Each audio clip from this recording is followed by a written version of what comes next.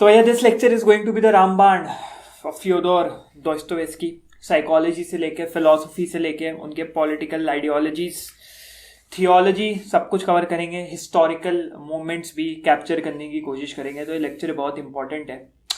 अपनी कुर्सी की पेटी बांध ले, कॉपी पेन कलम कागज जो लेके बैठना है बैठ जाइए, क्योंकि लंबा होने वाला है। I try my best to articulate the best. मैं कौन हूँ? मेरा नाम फराज है, एके जो जानते हैं आप लोग, देसी philosopher. And I am a thinking thing, I am a thing which can think. यहाँ पे रहे मेरे नोट्स, कुछ लैपटॉप पे हैं, कुछ यहाँ पे हैं। साइटेशंस मैं कोशिश करूंगा डिस्क्रिप्शन में प्रोवाइड करने की। उम्मीद थी न्यू ईयर से पहले, हमारा भी न्यू ईयर रेजोल्यूशन की, भाई न्यू ईयर से पहले, न्यू ईयर रेजोल्यूशन थे नहीं, न्यू ईयर से पहले 10,000 सब्सक्राइबर पूरे हो जाएंगे। बट क्लोज टू इम्पॉसिबल लग रहा है। But if you can help किसी भी तरीके से थोड़ा बहुत, तो चलते हैं इनकी लाइफ के ऊपर। Fyodor Dostoevsky. सबसे पहले तो इनके नाम का थोड़ा सा जरा समझना पड़ता है, ठीक है। दोस्तों हो गया, दोस्तों, और येव्स्की, दोस्तोयेव्स्की या दोस्तोयेव्स्की, टॉय बीच में खिलौने वाला टॉय। 1821 में जन्म हुआ, 1881 में, 81 बोलते हैं शायद, 1881 में इनका देहांत हो गया। अब हम क्या करेंगे, देखो, किसी भी फिलोसफर के बारे में अंदर घुसने से पहले, डेप्थ में घुसने से पहले, सबसे इंपॉर्टेंट है उसकी लाइफ के बारे में जानना। उसके लाइफ में क्या क्या सिचुएशंस थी, इन्वायरमेंट्स थे, इन्वायरमेंट में क्या एंटिटीज थे, उसके बारे में जानना। उसके बाद उसके इन्फ्लुएंस के बारे में जानना कि एंटिटीज से वो इन्फ्लुएंस हुए थे या किसी और चीज से इन्फ्लुएंस हुए थे। देन उनके हम फिलोसफी और बीच बीच में साइकोलॉजी को टच करते हुए चलेंगे। कुछ कुछ एनेक्डोट्स में बीच में आपको देता रहूंगा to make this lecture engaging, ठीक है। लाइफ इनकी ले लेते हैं भाई। फादर इनके स्टाफ डॉक्टर थे रशिया में, स्टाफ डॉक्टर। मॉस्को में इनका जन्म हुआ, ठीक है। सेंट पीटर्सबर्ग में देहांत हो गया। अब क्या था कि हम फ्योदोर दोस्तोयेव्स्की को एफडी बोलेंगे, बार बार नाम लेना काफी मुश्किल है, तो एफडी इनका नाम हम शॉर्ट में ले लेते हैं। तो क्या था, इन्होंने बचपन में ही, भैया देखो, ऐसा था कि सफरिंग देख ली थी, ह्यूमन सफरिंग से बचपन में ही ये जरा थोड़े वाकिफ हो गए थे, मतलब रूबरू हो गए थे। इनका वार्तालाप हो चुका था ह्यूमन सफरिंग से, क्योंकि इनके फादर डॉक्टर थे, वहीं पे अपने पेशेंट्स को बुलाते थे, वहीं पे पेशेंट्स आते थे, वहीं पे इनका सब कुछ दिनचर्या का काम चलता था। अब बेसिक ओवरव्यू इनको तो मिल गया था। हमारे पेरेंट्स क्या करते हैं, हमारे पेरेंट्स ये करते हैं कि भाई सफरिंग से प्रोटेक्ट करते हैं, कि भाई एक प्रोटेक्शन मिलनी चाहिए सफरिंग से। बच्चे को ये मत दिखाओ, बच्चे को वो मत दिखाओ, कुछ गलत नहीं दिखाना चाहिए बच्चे को, है ना। जैसे फॉर एग्जाम्पल मेरे को भी याद है, बचपन में किसी का एक्सीडेंट हुआ था, तो ऐसे उसका कुछ फट गया था मांस, तो मेरे ऐसे फादर या मदर थी, या मेरे को याद नहीं हुआ, ऐसे मेरा मुंह छुपाते हुए लेके जा रहे थे कि नहीं देखना, सफरिंग है, लेकिन पेरेंट्स छुपाते। लेकिन एफडी बाबा के जो पेरेंट्स थे, उन्होंने उनको सफरिंग में रखा, रूबरू रखा उससे। अब क्या करते हैं कि एफडी की लाइफ में काफी ज्यादा, एफडी बाबा की लाइफ में काफी ज्यादा उनके फादर का इन्फ्लुएंस रहा है। उनके फादर का नाम था मिखाइल आंद्रेविच दोस्तोयेव्स्की, ठीक है। एमएडी, मैड हो गया ये, लेकिन बाद में मैड हो भी गए थे इनके फादर। बट यहाँ पे हम लोग इनके फादर का थोड़ा इन्फ्लुएंस इनकी लाइफ में लेते हुए चलते हैं। काफका में भी हमने फादर का इन्फ्लुएंस देखा था। फादर फिगर्स, बहुत फिलोसफर्स की लाइफ को फादर फिगर्स ने जो है इल्यूमिनेट किया है। बीट कीरकेगार्ड, बीट काफका, इनके भी उसमें यही था, सीन था, बहुत ज्यादा नहीं बट थोड़ा सा। तो इनके फादर थे, डॉक्टर थे, हॉस्पिटल मॉस्को में। फिर इनको एक प्रमोशन मिला, इनके फादर को प्रमोशन जो मिला, प्रमोशन के बाद एक नोबेल बन गए, एक नोबेल लीगल स्टेटस इनको मिल गया। अब मैं यहाँ पे थोड़ा आगे जाते हुए पॉलिटिकल सिस्टम में फ्यूडल पिरामिड समझाने की कोशिश करूंगा, फ्यूडल सिस्टम समझाने की कोशिश करूंगा कि नोबेल मतलब अब आपके पास कुछ स्पेसिफिक राइट्स हैं जो आप परफॉर्म कर सकते हैं, और आपके अंडर सर्फ्स रह सकते हैं, SERFS, सर्फ्स। जो सर्फडम उस वक्त चलता था, जैसे फॉर एग्जांपल स्लेवरी होता था, वैसे ही सर्फडम होता था रशिया में, जिसमें कि आप जबरदस्ती किसी को अपने अंडर एज सर्वेंट रखते थे। अब इनके फादर की थोड़ी सी साइकोलॉजी हम समझने की कोशिश करते हैं। तो इस पूरे लेक्चर में साइकोलॉजी, फिलोसफी के तुमको दिखेंगे इधर उधर स्कैटर्ड, बट हम लोग बहुत अच्छे से इसको तोड़ने की कोशिश करेंगे, तो बेयर विद मी। तो well devoted man, his father was a well devoted man, अपनी वाइफ के लिए और अपने तीन बेटे, 3 भाई थे शायद, तीनों, और 2 एल्डेस्ट थे। इनका जो भाई था, और इनके भाई का नाम आगे मेरे को भी याद नहीं, आगे हम लोग पढ़ते हुए देखेंगे। और एफडी बाबा जो थे अपने, तो काफी केयरिंग थे, बट टेम्पर काफी इनका गुस्सैल, बाप काफी गुस्सैल थे। और डिस्ट्रस्टफुल थे, किसी के ऊपर आसानी से ट्रस्ट करते नहीं थे। अब ये यहाँ पे पेचीदा और एक चिंताजनक बात थी जो कि थोड़ी बहुत क्रीप इन कर गई एफडी के भी लेटर काम में भी और लेटर उनकी लाइफ में भी। अब इन्होंने क्या किया, अपने बच्चों को बहुत ऑर्थोडॉक्स क्रिश्चियन इन्वायरमेंट में रेज किया, जो कि नॉर्मली होता है कि अगर आप क्रिश्चियन पेरेंट हैं तो आप एक बहुत, और डिफरेंस है, एक रिलीजन कुछ होता है प्रैक्टिसिंग रिलीजियस पीपल जो कि प्रैक्टिस करते हैं इन अ वेरी ऑर्थोडॉक्स मतलब एकदम किताबी तरीके से, ट्रेडिशनल तरीके से, थोड़ा भी हटते नहीं, उनकी सोच कंजर्वेटिव है, एक्सट्रीम कंजर्वेटिव, जिसको एक्सट्रीमिस्ट सोच भी बोलते हैं।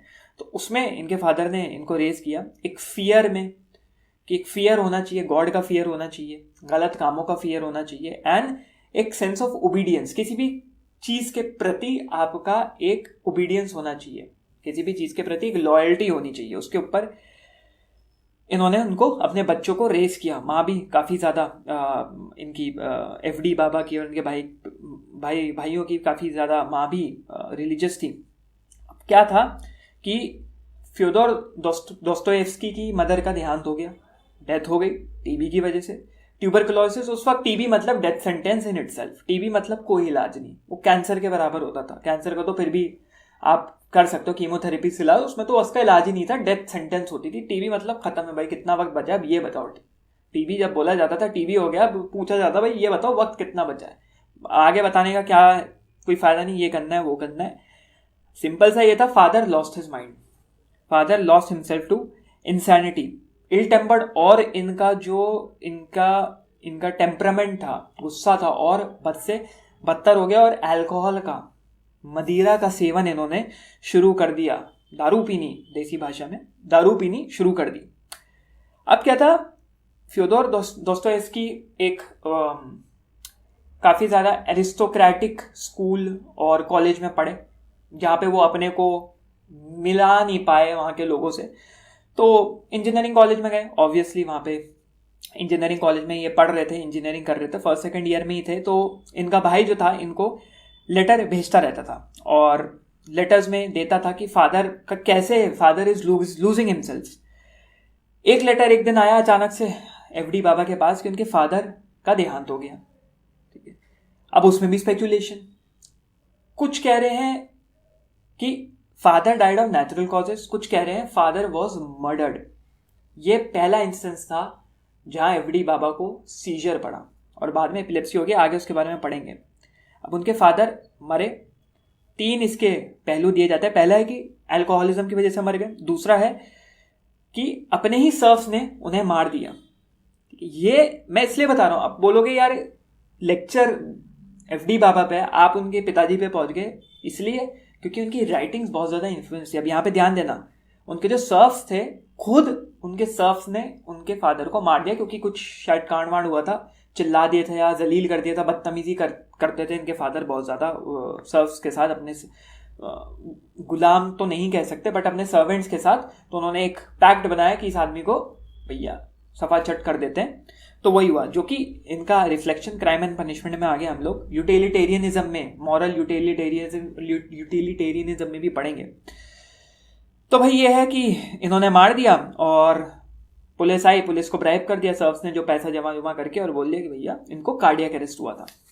तो इस वजह से जो न्यूज़ इनको मिली, पहला इनको एपिलेप्सी अटैक पड़ा या सीजर पड़ा। एपिलेप्सी क्या होता है? एपिलेप्सी जो होती है एक जेनेटिक डिसऑर्डर होता है, जिसको नहीं पता होता है, एक जेनेटिक डिसऑर्डर होता है जिसमें आप अपनी कॉन्शियसनेस भी खो देते हो कुछ टाइम के लिए, या क्रॉनिक भी हो सकता है, एक्यूट भी हो सकता है, एबनॉर्मल बिहेवियर हो जाता है, इनवॉलेंटरी स्प्लिट पर्सनालिटी डिसऑर्डर भी डेवलप हो जाता है, लॉस ऑफ कॉन्शियसनेस हो जाता है, इनवॉलेंटरी बॉडी मूवमेंट, जो कि आपका सीजर पड़ना कहलाता है। अब क्या हुआ, सेकेंड ईयर ऑफ इंजीनियरिंग में थे, लेकिन इनको जरा भाया नहीं इंजीनियरिंग, इन्होंने अपनी इंजीनियरिंग छोड़ दी, जो कि बहुत लोगों के साथ होता है। हम सब भैया जो कोर्स कराया जाता है वो करते नहीं, आर्किटेक्चर नहीं करना, कुछ और कर रहे हैं।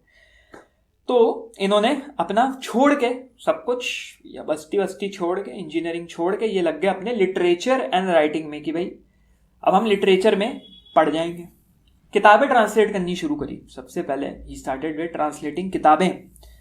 अब क्या था कि भाई उस वक्त लिटरेरी तुम समझ लो मॉडर्नाइजेशन और इंडस्ट्रियल रेवोल्यूशन की शुरुआत थी। इधर उधर स्पिट्स ऑफ, मतलब स्पिट मतलब थोड़ा बहुत इधर उधर थुकाव दिख रहा था इंडस्ट्रियल रेवोल्यूशन एंड मॉडर्नाइजेशन का।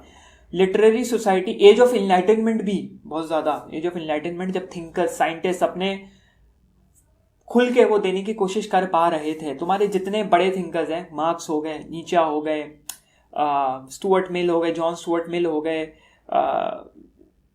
एफडी बाबा हो गए, काफ्का हो गए, सब इसी एरा में, शॉपेनहॉर हो गए, ये सब इसी एरा में आए हैं। ठीक है, डार्विन हो गए, चार्ल्स डिकेंस हो गए, बहुत नाम है, अनगिनत नाम है इस बीच। Be it music, aesthetics, be it dramatics, playwright, be it novels, be it philosophy, be it तुम्हारा फिजिक्स, सब में बहुत ज़्यादा रिफॉर्म्स आने लग गए। तो उतना ज़्यादा मतलब शुरुआत हुई थी, भीड़ बहुत थी, तो इतना ज़्यादा इनका काम चल नहीं रहा था, बुक ट्रांसलेशन का काम चल नहीं रहा था। तो ये गैम्बलिंग में पड़ गए भाई, गैम्बलिंग। और बहुत एंड तक इन्होंने अपनी किताबों में गैम्बलिंग के ऊपर लिखा है कि ही डिड रिग्रेट गैम्बलिंग, कि भाई मैंने गैम्बलिंग क्यों करी।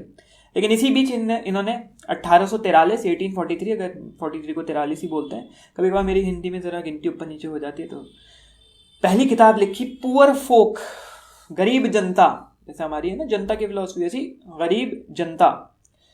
और इसमें इन्होंने discuss about the relationship of poor with the rich, है ना, highlighting his disappointment and praise as Russia's first social novel. इनकी किताब को फर्स्ट सोशल नॉवल कहा गया, रशिया की काफी पहली नॉवल थी, जो कि होता नहीं था। एग्जाम्पल नीचा का ले, नीचा के तो बहुत एंड तक किताबों को कोई प्रेज और अप्रेजल मिला नहीं था, बट इनके इस नॉवल को क्रिटिक्स, जो तुम्हारे लिटरेरी क्रिटिक्स थे, उन्होंने काफी ज्यादा प्रेज किया। रशिया फर्स्ट सोशल नॉवल के बारे में इन्होंने बताया, सोशलिज्म के ऊपर और सोशल यूटिलिटेरियनिज्म के ऊपर, एलिटिज्म के ऊपर हम लोग थोड़ा आगे पढ़ेंगे, जैसे इस लेक्चर में पढ़ेंगे। अब क्या है कि इन्होंने अपनी डिसअपॉइंटमेंट दिखाई पुअर और रिच के बीच में, कि वो जो गैप क्रिएट हो गया है फ्यूडलिज्म की वजह से, है ना, वो गैप बहुत बेकार है। अब फ्यूडलिज्म क्या है, थोड़ा सा मेरे साथ बियर कर लो। फ्यूडलिज्म के ऊपर हम आगे पढ़ेंगे, उसका एक पिरामिड बनता है, नीचे कौन होते हैं, ऊपर कौन होते हैं, कैसे उनका रिलेशनशिप वर्क करता भी समझ में नहीं आएगा अगर मैं समझाऊंगा, आगे जैसे लेक्चर में चलेंगे समझ में आएगा। तो इन्होंने क्या किया, अपना डिसअपॉइंटमेंट, क्योंकि गरीब हो गए थे, अमीर अमीर बन रहा है, गरीब गरीब बनता जा रहा है, वो वाले कॉन्सेप्ट से इन्होंने अपनी पहली किताब लिखी पुअर फोक। उसके बाद 2-3 और किताबें निकाली, ज्यादा उसको ट्रैक्शन मिला नहीं, काफी इंटरेस्ट लोगों ने लिया नहीं, अंडरग्राउंड हो गए थे ये। ठीक है, अब इनकी क्या थी, एक असली जिंदगी शुरू हुई, असली जिंदगी। और इनकी असली जिंदगी में, असली जिंदगी का मतलब यहाँ पे क्या होता है कि जहां पे इंसान को ट्रू मोटिवेशन फॉर लाइफ मिलता है, true purpose of life, true meaning of life, है ना। अब्राहमिक रिलीजन्स में भी देखो, जिसके ऊपर आगे इस लेक्चर में बात है, कि भाई अब्राहमिक रिलीजन्स में भी एक पॉइंट ऑफ टाइम पे जो प्रॉफिट्स को गॉड बुक्स उतारते थे, या गॉड नबूवत बोलते हैं वैसे तो, अगर आप बहुत ज़्यादा टेक्निकलिटीज़ में जाए, हिंदी/उर्दू में जाए, तो उसमें क्या होता है कि वो उतारी जाती है उनके ऊपर, मीन्स कि उनके ऊपर विजडम उतारी गई। ज़रथुस्त्रा में भी पढ़ रहे थे कि 30 ईयर्स की एज में ज़रथुस्त्रा, वो जो हम पढ़ रहे थे 10 साल तक वो केव में रहे, जो ज़रथुस्त्रा वाला लेक्चर है, जाके आप देख सकते हैं, उसमें जो लेक्चर सीरीज चल रही है 10 बुक ज़रथुस्त्रा फ्रेडरिक विलियम नीचे की, तो उसमें आप लोगों का वहां पे चल रहा है कि भाई उतारी गई विजडम एक पर्टिकुलर टाइम पे। ऐसी इनके लिए वो विजडम कब उतरी, जब इन्होंने पेट्राशेव्स्की सर्कल ज्वाइन किया। व्हाट इज द पेट्राशेव्स्की सर्कल, इसके ऊपर बहुत इलैबोरेट शायद डॉक्यूमेंट्रीज भी बनी है, देख सकते हो। अब यहाँ पे कॉन्सेप्ट आता है यूटोपियन सोशलिज्म का। ये ग्रुप ऑफ इंटेलेक्चुअल्स थे जो यूटोपियन सोशलिज्म के ऊपर बात कर रहे थे। अब यूटोपियन सोशलिज्म क्या है, a qualitatively better society having a positive direction for the betterment of society.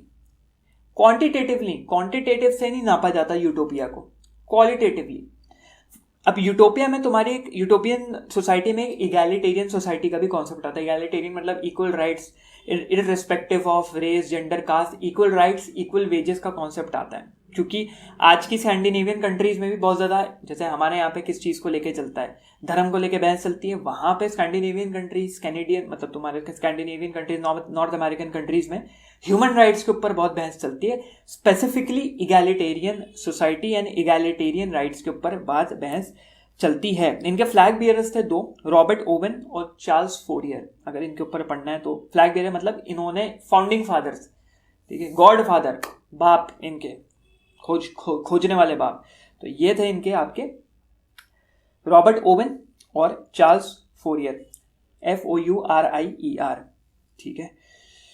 अब क्या था कि यहाँ पे एक छोटा सा एनेक्डोट मैं देना चाहूंगा कि ये जो पेट्रोशेव्स्की सोसाइटी थी या पेट्रोशेव्स्की सर्कल था, ये एक सर्कल था अंडरग्राउंड, जैसे फ्रेंच रेवोल्यूशन में भी अपना एक सर्कल बना था जिसमें कि डिस्कशन होता था क्लर्जीज और नोबल्स को लेके कि क्या चल रहा है क्या नहीं चल रहा है, ऐसी इसमें एक डिस्कशन हो रहा था। तो यंग लोग, ऑब्वियसली रेडिकल माइंडसेट वाले, दुनिया बदल देने वाले यंग लोग निकल के अपनी बातें कर रहे हैं, वहाँ पे बूढ़े बुढ़ाओ लोग भी बैठे हुए हैं, उसी बीच कुछ और मेनिस कैरेक्टर्स मतलब बदमाश कैरेक्टर्स भी बैठते थे, आगे बात करेंगे। तो बैठते थे, बहस चल रही है, अचानक से एक रेडिकल यंग आदमी बोलता है कि यूटोपियन सोसाइटी होनी चाहिए या सोशलिज्म होना चाहिए, हटाओ ये फ्यूडलिज्म का कॉन्सेप्ट हटाओ, ये सर्वडम नहीं होना चाहिए, हम लोग गरीब बनते जा रहे हैं, अमीर अमीर बनता जा रहा है।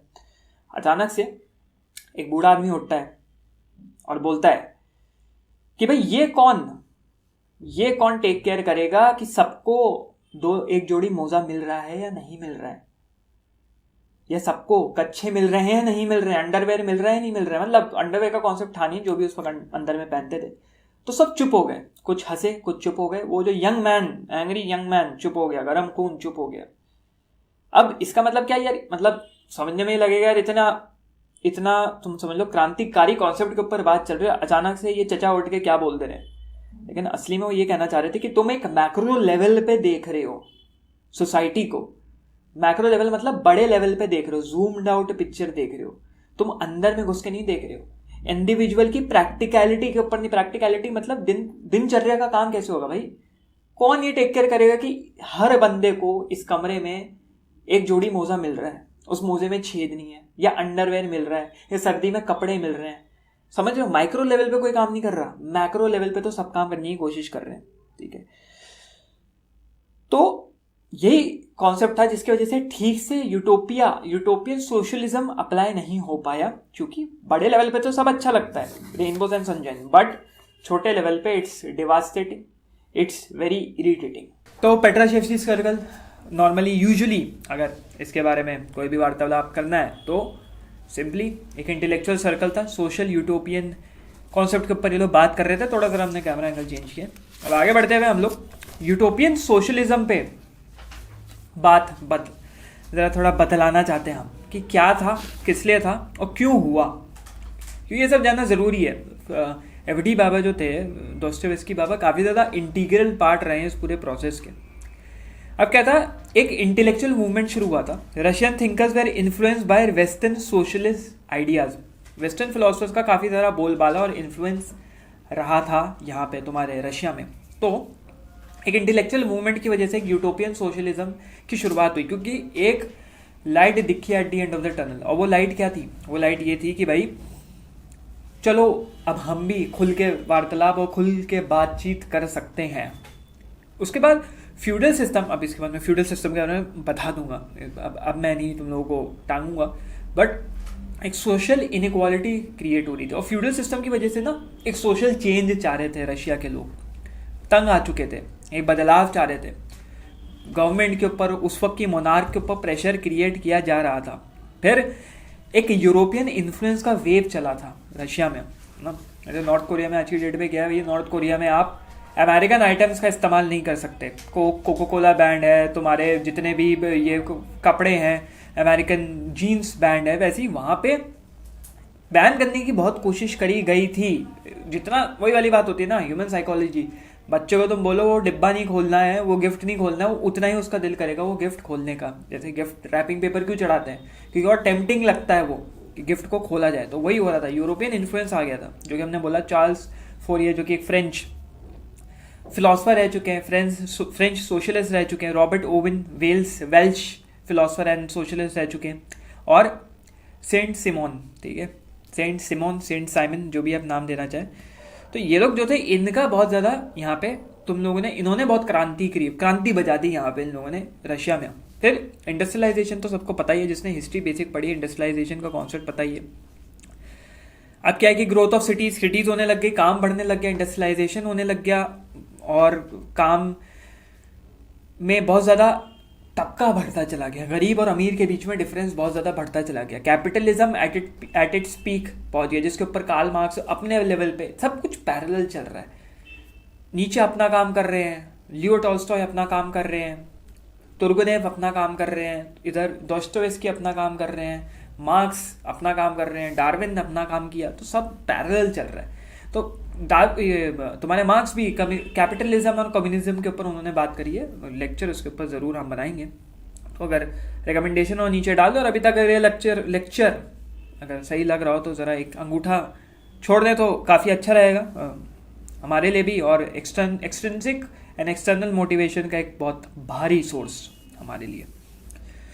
तो इंटरेस्ट इन सोशलिज्म बढ़ता चला गया क्योंकि डिस्पैरिटी बढ़ रही थी, बहुत ज़्यादा गरीब और अमीर के बीच में डिफरेंस क्रिएट होता जा रहा था। फिर रिफॉर्म्स आने शुरू हुए, ठीक है, और वो रिफॉर्म्स क्या थे? Emerge as a response to societal injustice offering visions of equality and communal living. क्योंकि वही वाली बात है ना कि इंसान को मौत से डर रखता है, उसको एक इमोर्टैलिटी का कॉन्सेप्ट दिखा दो कि तुम्हारे मरने के बाद भी एक दुनिया है जहाँ पे तुम जाओगे। अगर तुम्हारे माँ बाप मर गए तो वहाँ पे तुम्हारा इंतजार कर रहे होंगे, जब तुम मरोगे तुम्हारा पार्टनर मर गया वहाँ पे तुम्हारा वेट कर रहा होगा। मतलब समझ रहे हो, एक यूटोपिया दिखा दिया तुमको, एक वही उसी जो रिफॉर्म्स था वो एक light at the end of the tunnel था। लोग बहुत ज़्यादा उसमें रुचि और इंटरेस्ट लेने लग गए कि भाई हमें भी पार्टिसिपेशन करना है इस यूटोपियन ड्रीम का, इस सोशलिस्ट ड्रीम का। अब यहाँ पे हम थोड़ा सा बात करते हैं फ्यूडल सिस्टम के ऊपर, क्योंकि फ्यूडलिज्म के ऊपर फ्यूडलिज्म की वजह से मेन यहाँ पे डिफरेंसेस क्रिएट होने शुरू हुए। फ्यूडलिज्म वॉज अ मेन, तुम समझ लो माचिस की तिल्ली थी आग लगाने के लिए बड़ी एक यूटोपियन सोशलिज्म की। अब एक ट्रायंगल की तरह समझो, एक ट्रायंगल होता है जिसके टॉप पे तुम्हारे क्राउन्स रहते हैं, सेकंड नंबर पे या नीचे उससे तुम्हारे नोबेल्स आते हैं, उससे नीचे मिलिट्री आते हैं, उससे नीचे पेजेंट्स, आर्टिशियंस, ये सब आते हैं। और वहाँ पे रशिया में उस टाइम पे उनको सर्फ्स कहा जाता था, SERF, जो सर्फडम का कॉन्सेप्ट था कि वो लेबर थे तुम्हारे एक तरीके से लेबर कह लो या स्लेव्स कह लो, तो वो थे। तो सिंपल चीज़ ये थी कि नोबल्स मोनार्क से या क्राउन से उनकी ज़मीन लेते थे, उसके बदले में उनको मिलिट्री सपोर्ट प्रोवाइड करते थे। और सेम होता था सर्फ्स क्या कहते हैं, सर्फ्स का यहाँ पे बहुत नीचे तबके का काम था, सर्फ्स का नीचे तबके का काम था। सर्फ्स को फोर्स किया जाता था, सर्फ को मजबूरन ऑब्लिगेशन में, फोर्स तो नहीं कह सकते बट मॉरल ऑब्लिगेशन में या ऑब्लिगेशन, एथिकल ऑब्लिगेशन में उनको नोबेल्स की ज़मीन पे ही काम करना पड़ता था, वहीं खेती करनी पड़ती थी, वहीं रहना पड़ता था। वहाँ से जो तुम्हारा पैसा या रेवेन्यू निकल के आ रहा है उसका कोई पार्ट, थोड़ा सा पार्ट तुमको देना पड़ता था नोबेल्स को, और इन रिटर्न तुम्हें मिलिट्री सपोर्ट मिलता था थ्रू नोबेल्स। तो ये कॉन्सेप्ट है, और ये कॉन्सेप्ट बहुत पैरेलल है एक और कॉन्सेप्ट के जो ईस्ट इंडिया कंपनी ने मुगल राज के समय लगाया था, which was the zamindari system. फिर जो दीवान्स वगैरह होते थे कि टैक्स कलेक्शन जो भी होता था, ठीक है, लगान फिल्म जिसने भी देखी होगी तो उसमें बहुत ज़्यादा इसके अच्छे से प्रचारित है ये। तो ये एक चीज़ होती है। तो नोबेल्स का काम था क्राउन्स को प्रोटेक्ट करना और सर्फ्स को प्रोटेक्ट करना, दोनों को प्रोटेक्ट करना। नोबेल्स यहाँ पे इंपॉर्टेंट बन जाते हैं, जैसे फ्रेडरिक नीचे बोलो, फ्योदोर दोस्तोयेव्स्की के फादर। तो लोग इंपॉर्टेंट लोग बन जाते थे क्योंकि ये क्या कर रहे थे कि भाई मिलिट्री पावर प्रोवाइड कर, वैसे तो वो डॉक्टर थे बट नोबेल्स का इन जनरल काम था military power to the crown, monarch and to the serfs, right. अब क्या था, अब यहाँ पे सवाल उठता है कि पिस कौन रहा था? क्या मिलिट्री वाले लोग पिस रहे थे? मिलिट्री वाले लोग चाहते तो अपनी भी एक पावर लगा सकते थे, अपना भी एक वहाँ पे स्टैंड क्रिएट कर सकते थे, जिसके बारे में हम बात नहीं करेंगे। हम बहुत ज़्यादा रशियन रेवोल्यूशन या रशियन हिस्ट्री में यहाँ पे जाने की कोशिश नहीं करेंगे for the sake of this lecture. अब क्या था, यहाँ से मेन कांड जो था यहाँ से शुरू हुआ, फॉल ऑफ पेट्राशेव्स्की सर्कल। फॉल, पकड़े गए जो तुम्हारी सीक्रेट सर्विस थी, रशियन सीक्रेट सर्विस, उन्होंने पकड़ लिया। जैसे तुम्हारी नाजी टाइम पे एक सीक्रेट सर्विस थी SS, वैसी रशियन सीक्रेट सर्विस थी। घुस के ऐसे बुढ़ाओ लोगों में घुस के 2-3 लोग ऐसे बैठ जाते थे, असली में सीक्रेट सर्विस एजेंट्स होते थे। इन्होंने क्या किया, कैप्चर कर लिया इन मेंबर्स को, जो टॉप मेंबर्स थे, जिनमें से एक थे FD बाबा, हमारे दोस्तोयेव्स्की बाबा भी थे। इनको प्रिजन में डाला और उसके बाद कुछ महीनों बाद या कुछ लगभग 1 साल के अंदर इनको डेथ सेंटेंस सुना दी गई। और अब तुम समझो डेथ सेंटेंस सुना दी गई, तुमको खड़ा कर दिया गया है और तुम्हारे ऊपर गोली, उस वक्त तो डेथ सेंटेंस फांसी फूसी नहीं होती थी, पब्लिक स्क्वायर में खड़े होके, मतलब पब्लिकली सबके सामने गोली से मार दिया जाएगा तुम्हें। अब मौत तो देखो वन टाइम चीज़ है, और ऐसे लोग दोस्तोवेस्की जैसे लोग, ये लोग डरते वरते नहीं थी, जो बचपन में सफरिंग देखी, इन लोगों को, ऐसे लोगों को डर नहीं लगता था। जो मेन चीज़ थी, जो साइकोलॉजिकल ट्रॉमा था, वो था जब तुम उस पोल से बंधे हुए हो जो मैं मारने के लिए गोलियां ताक दी गई हैं मिलिट्री द्वारा, है ना, तो तब सोचो क्या बीतती होगी। कोई तुम्हें ट्रेटर कह रहा है, बल्कि तुमने कोई क्या गलती करी, क्योंकि तुम एक यूटोपियन ड्रीम देखने की कोशिश कर रहे थे, या तुम अपना फ्रीडम ऑफ स्पीच एक्सप्रेस कर रहे थे, इस वजह से तुम्हें सूली पे टांग दिया गया। ये वाली बात है ना, जिसको इन्होंने अपनी लाइफ को रिलेट किया जीसस क्राइस्ट है। जीसस क्राइस्ट भी सूली पे चढ़ गए थे अपने दूसरों के सिंस को अपने ऊपर लेने के लिए। ऐसे ही कॉन्सेप्ट था ना। अब सिंपली ये कि वो मतलब हम क्रिश्चियनिटी में ज़्यादा गॉस्पेल्स वगैरह में जाएंगे नहीं, बट जो साइकोलॉजिकल इम्पैक्ट था, ट्रॉमा था, क्या क्या सुनने को मिला। अरे ये तो डिजर्व करते हैं, ऐसे लोग तो जीना नहीं चाहिए, ऐसे लोगों ने तो सोसाइटी के लिए किया नहीं, और तुमने पूरी जिंदगी लगभग जो भी उम्र है तुमने लगाई सोसाइटी को बेस्ट देने के लिए। सोसाइटी उन्हीं लोगों के लिए भी जो तुम गाली बक रहे हो, तुम्हारे लिए ही हम काम कर रहे थे, तुम ही हमको गाली बक रहे हो, और वहाँ तुम्हारे पास गोली चलने वाली है। लेकिन वो रोक दिया गया। वो एक सोल्जर आया वाइट झंडा लहराते हुए कि भाई रोक दो, this is just a mock drill. और वो मॉक ड्रिल थी जस्ट टू टॉर्मेंट, मतलब एक तरीके से साइकोलॉजिकल वॉरफेयर तुम्हारे साथ खेलने के लिए, क्योंकि इंसान को मार दोगे गोली से खत्म है, लेकिन साइकोलॉजिकली खेलोगे, लोग अपने को दे लॉस देमसेल्व्स, लोग पागल हो जाते थे। तुम्हारे को गोली तान के खड़े अचानक से बोले ये तो भाई ये मॉक ड्रिल थी, पागल ही हो जाएगा ना आदमी। लेकिन उससे ज़्यादा साइकोलॉजिकल इफेक्ट जो आसपास के लोग तुमको बोल रहे हैं, जो भी है। बहरहाल एफडी बाबा को भेज दिया गया साइबेरियन लेबर कैंप पे, 4 साल, ठीक है, वहाँ पे उन्होंने बिताए, और इसका नाम है कटोरगा प्रिजन कैंप, ओम्स्क, साइबेरिया, इस जगह पे इनको भेजा गया। और उसके बाद अगले 6 साल, उस 4 साल के बाद लेबर कैंप में थे, उसके बाद अगले 6 साल वो कंपलसरी मिलिट्री सर्विस में थे, ऑन एक्साइल, कि वापस नहीं आ सकते, वापस आओगे तो उड़ा दिए जाओगे, है ना। अब यहाँ पे क्या था, जो लेबर कैंप में, ड्यूरिंग द लेबर कैंप इनको न्यू टेस्टामेंट दी थी, मिली थी, किसी ने दी थी। अब इसके ऊपर भी एक कहानी है कि इनकी सेकंड वाइफ ने लाके वहाँ पे उनको पकड़ाई थी, है ना। और यहाँ पे इनका बिलीफ और बढ़ता चला गया, क्रिश्चियनिटी की तरफ बढ़ता चला गया, जो कि बचपन से था, बहुत ज़्यादा था, लेकिन और ज़्यादा इंक्रीज हो गया, और ज़्यादा बढ़ता चला गया। अब क्या था, यहाँ पे एक छोटा सा एनेक्डोट और ये है कि ये लोग लेबर कैंप में अपना काम वाम करके सारे एफडी बाबा और एक लोग 2-3 लोग अपने वहाँ पे, तो क्या मिलता था जब शाम हो जाती थी, अपना साइबेरिया, भाई साइबेरिया हड्डी जमा देने वाला, अंदर तक अंतड़ियाँ जमा देने वाली सर्दी ठंड वहाँ पे होती थी। वहाँ पे तुम बैठे हो इतनी जाड़े में, काम वाम करके थक हार के टूट गया तुम्हारा शरीर, सब कुछ सुन्न पड़ा है, कितने लोगों को फ्रॉस्ट बाइट हो जाता था, बैठे हैं वहाँ पे, जो उनको ड्रिंक व्रिंक मिलती थी और ब्रेड खाते थे, बैठ रहे हैं, ब्रेड खा रहे हैं, वहाँ पे डिस्कशन चल रहे हैं, ठीक है। और वहाँ पे जो प्रिजनर्स हैं किताब पढ़ रहे हैं एक यूटोपियन सोशलिज्म के ऊपर, यूटोपियन सोशलिस्ट नॉवल है, ठीक है, सुन रहे हैं। अचानक से एफडी बाबा को गुस्सा आता है, खड़े होते हैं, स्पीच देनी शुरू कर देते हैं, पूरा रिमांड ले लेते हैं सबकी, वहाँ पे एक रैंट करना शुरू करते हैं। और रैंट किसको लेके होता है, वो रैंट ये लेके होता है कि हम लोग यूटोपिया कभी अचीव ही नहीं कर सकते। वहाँ रियलाइज हुआ उस कैंप में कि utopia can not be achieve, क्योंकि उन्होंने देखी वहाँ की दर्द भरी जिंदगी देखी कि क्या utopia, human psychology can not accept utopia, human suffering can not accept utopia. Individual freedom पे ज्यादा फोकस करो, रैदर एक चीज थोपने के। भाई ये तो ऐसे ही हो गया, फोर्स्ड फिलोसफी की तरह हो गया। जैसे धर्म होता है ना, what is religion, religion is forced philosophy. मैं किसी भी रिलीजन को टारगेट नहीं कर रहा, बट जो लोग फोर्स करते हैं, करना ये होगा, करना ये होगा, बहुत बोरे हो तुम, करना है, नहीं फ्रीडम होनी चाहिए भाई। ऐसे तो ये भी वही हो गया ना, ये तो आइडियलिस्टिक सोसाइटी की बात कर रहे हो, एकदम आइडियल सोसाइटी ऑफ ह्यूमैनिटी या ह्यूमैनिटेरियन सोसाइटी, वो तो फिर एक फोर्स्ड हो गया ना। लोग तो खुशी नहीं होंगे, उसमें परेशान आएंगे। और तुम्हें क्या लगता है परफेक्ट होगा? वो फ्लॉड है, because of limitations that are there with the human psychology, human psyche के साथ जो लिमिटेशंस है, ठीक है।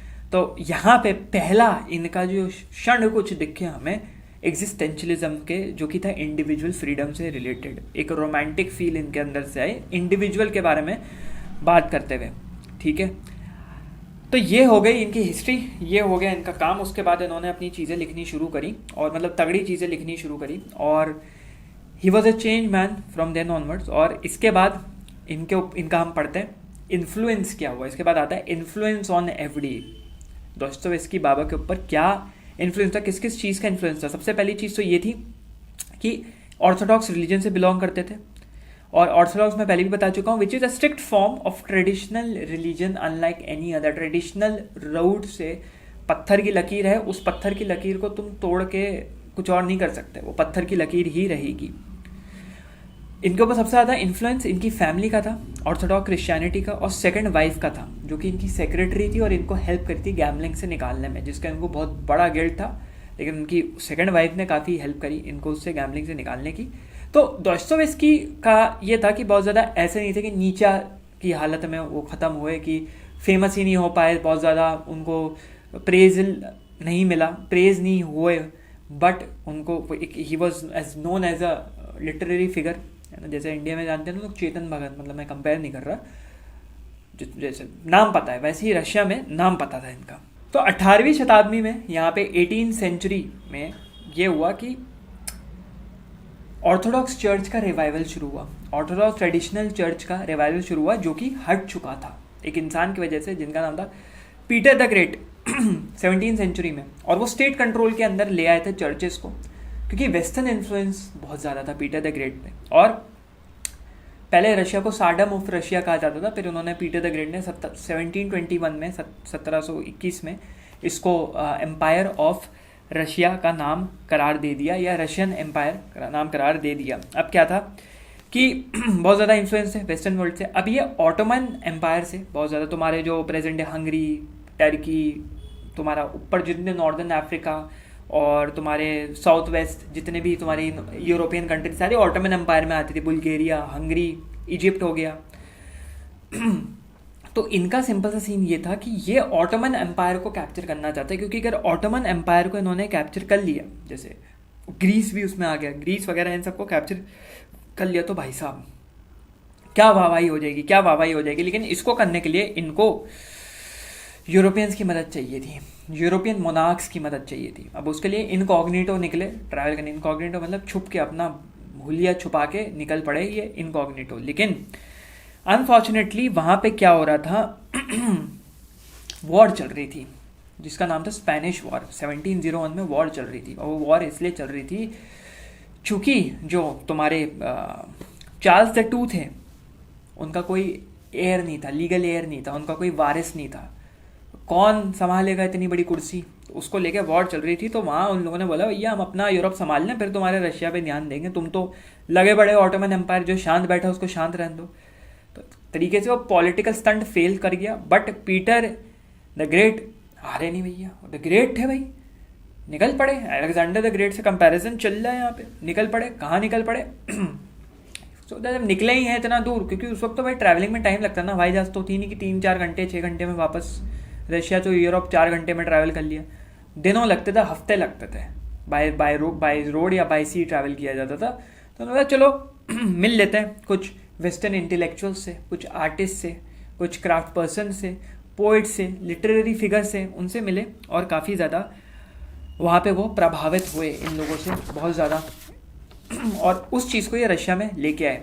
अब यहाँ पे एक और इन्फ्लुएंस की बात कर लेते हैं भाई, कि एक और इन्फ्लुएंस एफडी बाबा पे क्या था, जो कि था पीटिज्म का तुम्हारा बहुत ज़्यादा इन्फ्लुएंस इनके ऊपर आया। What is पीटिज्म?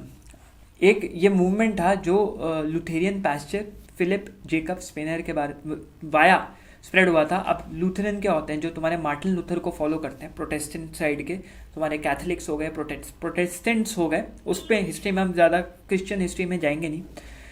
तो यहाँ पे पीटिज्म अगर थोड़ा सा तुमको जानना है, इसके 3 मेन पिलर्स होते हैं। Number 1 is personal devotion, number 2 is holiness of self, and number 3 is genuine spiritual experience. अपने अंदरूनी डिवोशन होना चाहिए, होलीनेस होनी चाहिए खुद में, और एक जेन्युइन स्पिरिचुअल एक्सपीरियंस पूरे तुम्हारे लाइफ टाइम एक जर्नी में एक जेन्युइन स्पिरिचुअल एक्सपीरियंस होना चाहिए, ठीक है।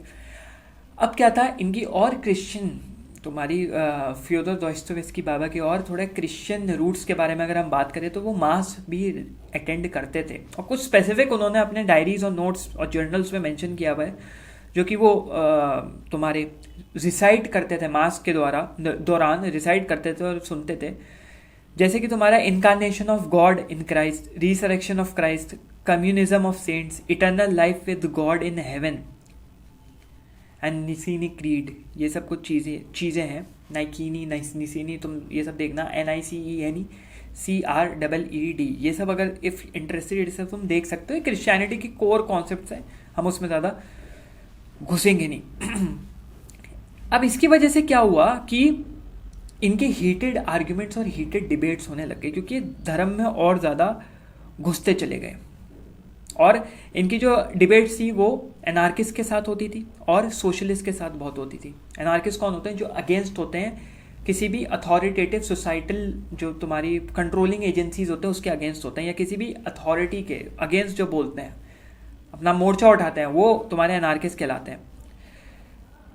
और उस वक्त देखो लिटरेरी वर्ल्ड में क्या होता है ना, मारकाट नहीं होती सीधा सीधा, अभी भी होता है, साइंटिफिक कम्युनिटीज़ में भी ये होता है कि सामने सामने जर्नल्स के थ्रू लिख के उनको दिया जाता है, जर्नल्स के थ्रू, अपने एडिटोरियल्स के थ्रू, आर्टिकल्स के थ्रू।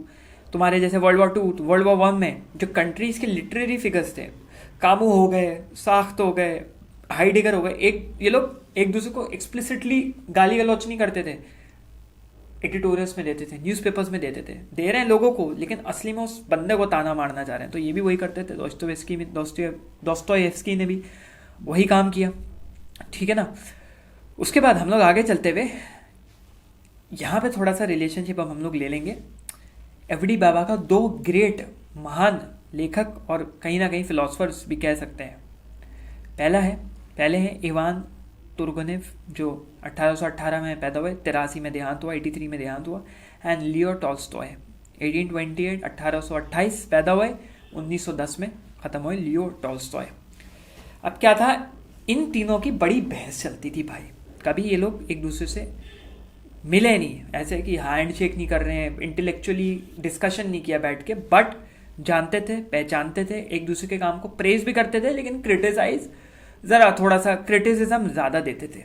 अब क्या था, तुर्गेनेव जो थे was in favour of the enlightenment era, तुम्हारा जो एज ऑफ इनलाइटनमेंट है, साइंटिफिक रेवोल्यूशन, एथिज्म, तुम्हारे जितने एग्जिस्टेंशियल मूवमेंट्स उसके वो फेवर में थे। नाइलिस्टिक मूवमेंट्स, तुम्हारे social injustice movement, utopian society, लेकिन इनको पसंद नहीं थे ये, क्योंकि ये रीजन को सुपरस्टिशन से ऊपर रखते थे। एज ऑफ इनलाइटनमेंट में जितने लोग थे, they kept reason over superstition, कि ये ढोंग वहम कुछ नहीं होता, रीजनिंग सब कुछ होती है, वहम को हटाओ।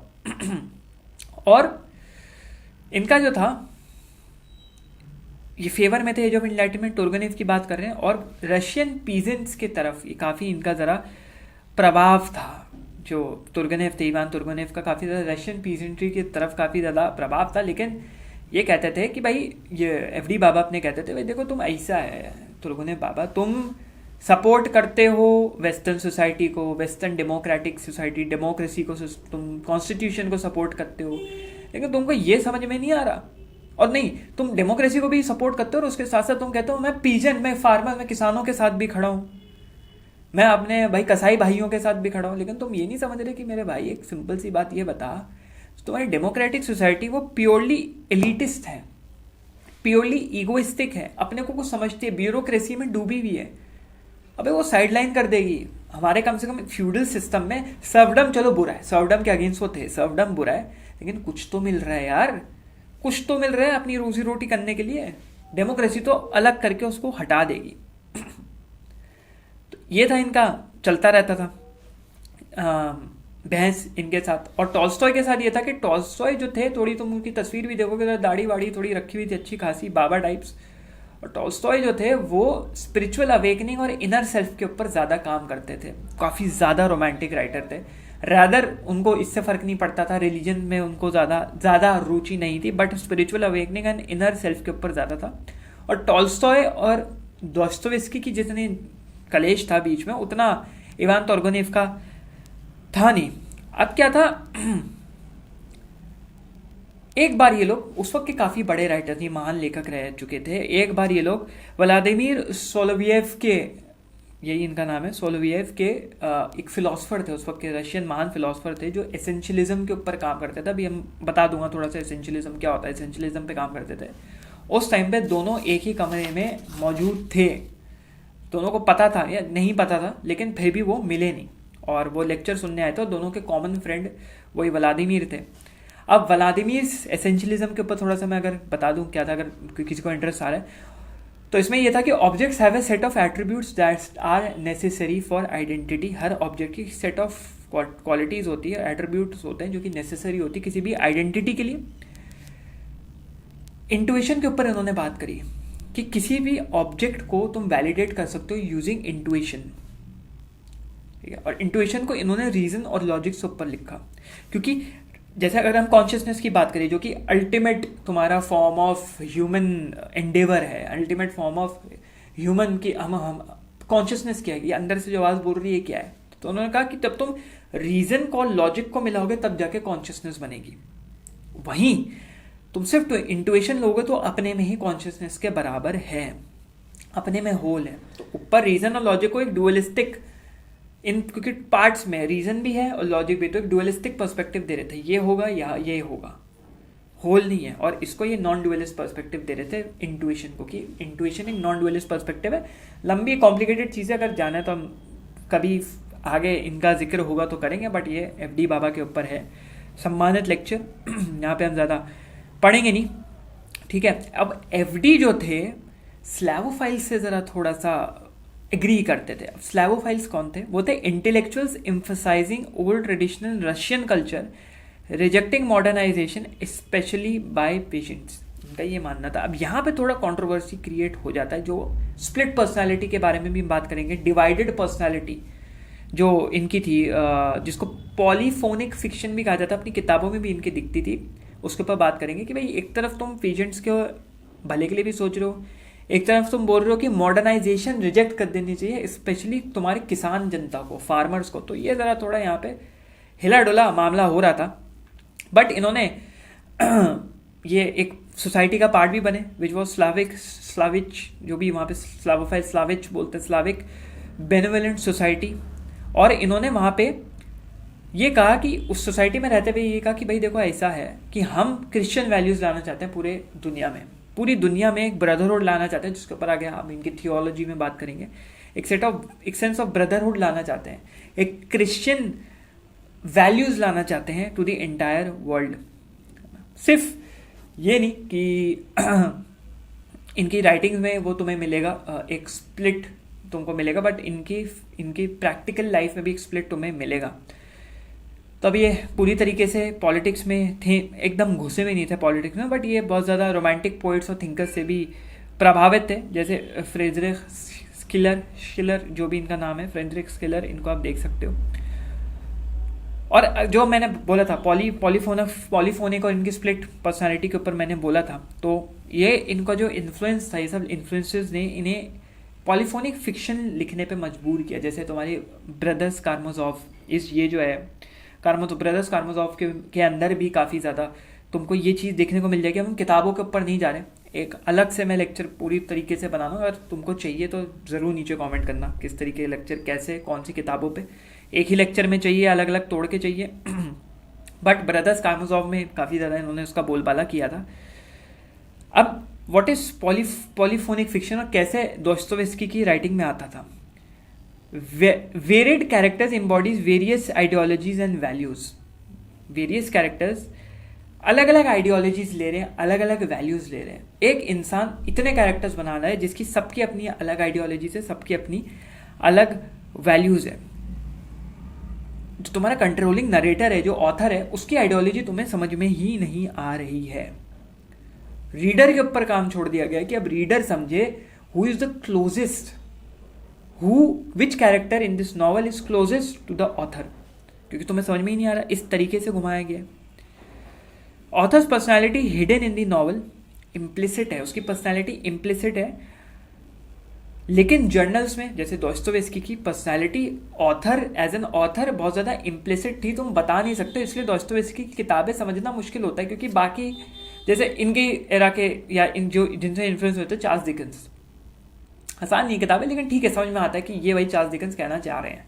मार्क ट्वेन, ये भाई मार्क ट्वेन अमेरिकन राइटर, ये कहना चाह रहे हैं। बट यहाँ पे समझ में ही नहीं आ रहा, इतनी पर्सनालिटीज़ हैं, इतने अलग अलग प्रकार के लोग हैं, विभिन्न प्रकार के लोग हैं, प्रजाति के लोग हैं, और यहाँ पे समझ में नहीं आ रहा है कि दोस्तोयेव्स्की किसके साथ रिलेट करते हैं। एक तरफ क्रिश्चियन फेथ के बारे में बात हो रही है, एक तरफ मोरालिटी को एक्सक्लूड करने की बात कर रही है, नीचियन आइडियाज़ के बारे में बात चल रही है। हो क्या रहा है, और वो भी इस तरीके से जैसे दोस्तोयेव्स्की खुद नीचे के जूतों में बैठ के, तभी बोलते हैं नीचे और दोस्तोयेव्स्की को पैरेलल पढ़ना चाहिए। If Nietzsche is the angry father then Dostoevsky is a loving mother, वो वाला कॉन्सेप्ट दिया जाता है। लेकिन इनकी दोस्तोयेव्स्की की पर्सनालिटी इनके डायरीज में, जर्नल्स में, इनके आर्टिकल्स में, इनके एसेज में काफ़ी ज़्यादा एक्सप्लिसिटली उभर के निकल के आती थी, कि था फैक्ट, इसके बारे में हम आगे और कवर करेंगे। अब ऑब्वियसली एक ऑब्वियसली बात थी कि सोशल क्रिटिक्स आएंगे, लिटरेरी क्रिटिक्स आएंगे, जो इनको बोलेंगे कि भाई बहुत राइटर्स हमने पढ़े, लेकिन दोस्तोयेव्स्की की किताब हमें भैया देखो समझ में आ नहीं रही है, क्या है ये, एक इतनी मुश्किल इनकी किताब क्यों? क्योंकि इनकी एक आइडेंटिटी, सेल्फ आइडेंटिटी डिस्ट्रॉयड है, कोई सेल्फ आइडेंटिटी नहीं है। तो उसके ऊपर इन्होंने कहा कि भाई मेरा ज़रा फेस चल रहा है, I am passing through a crucible of doubts.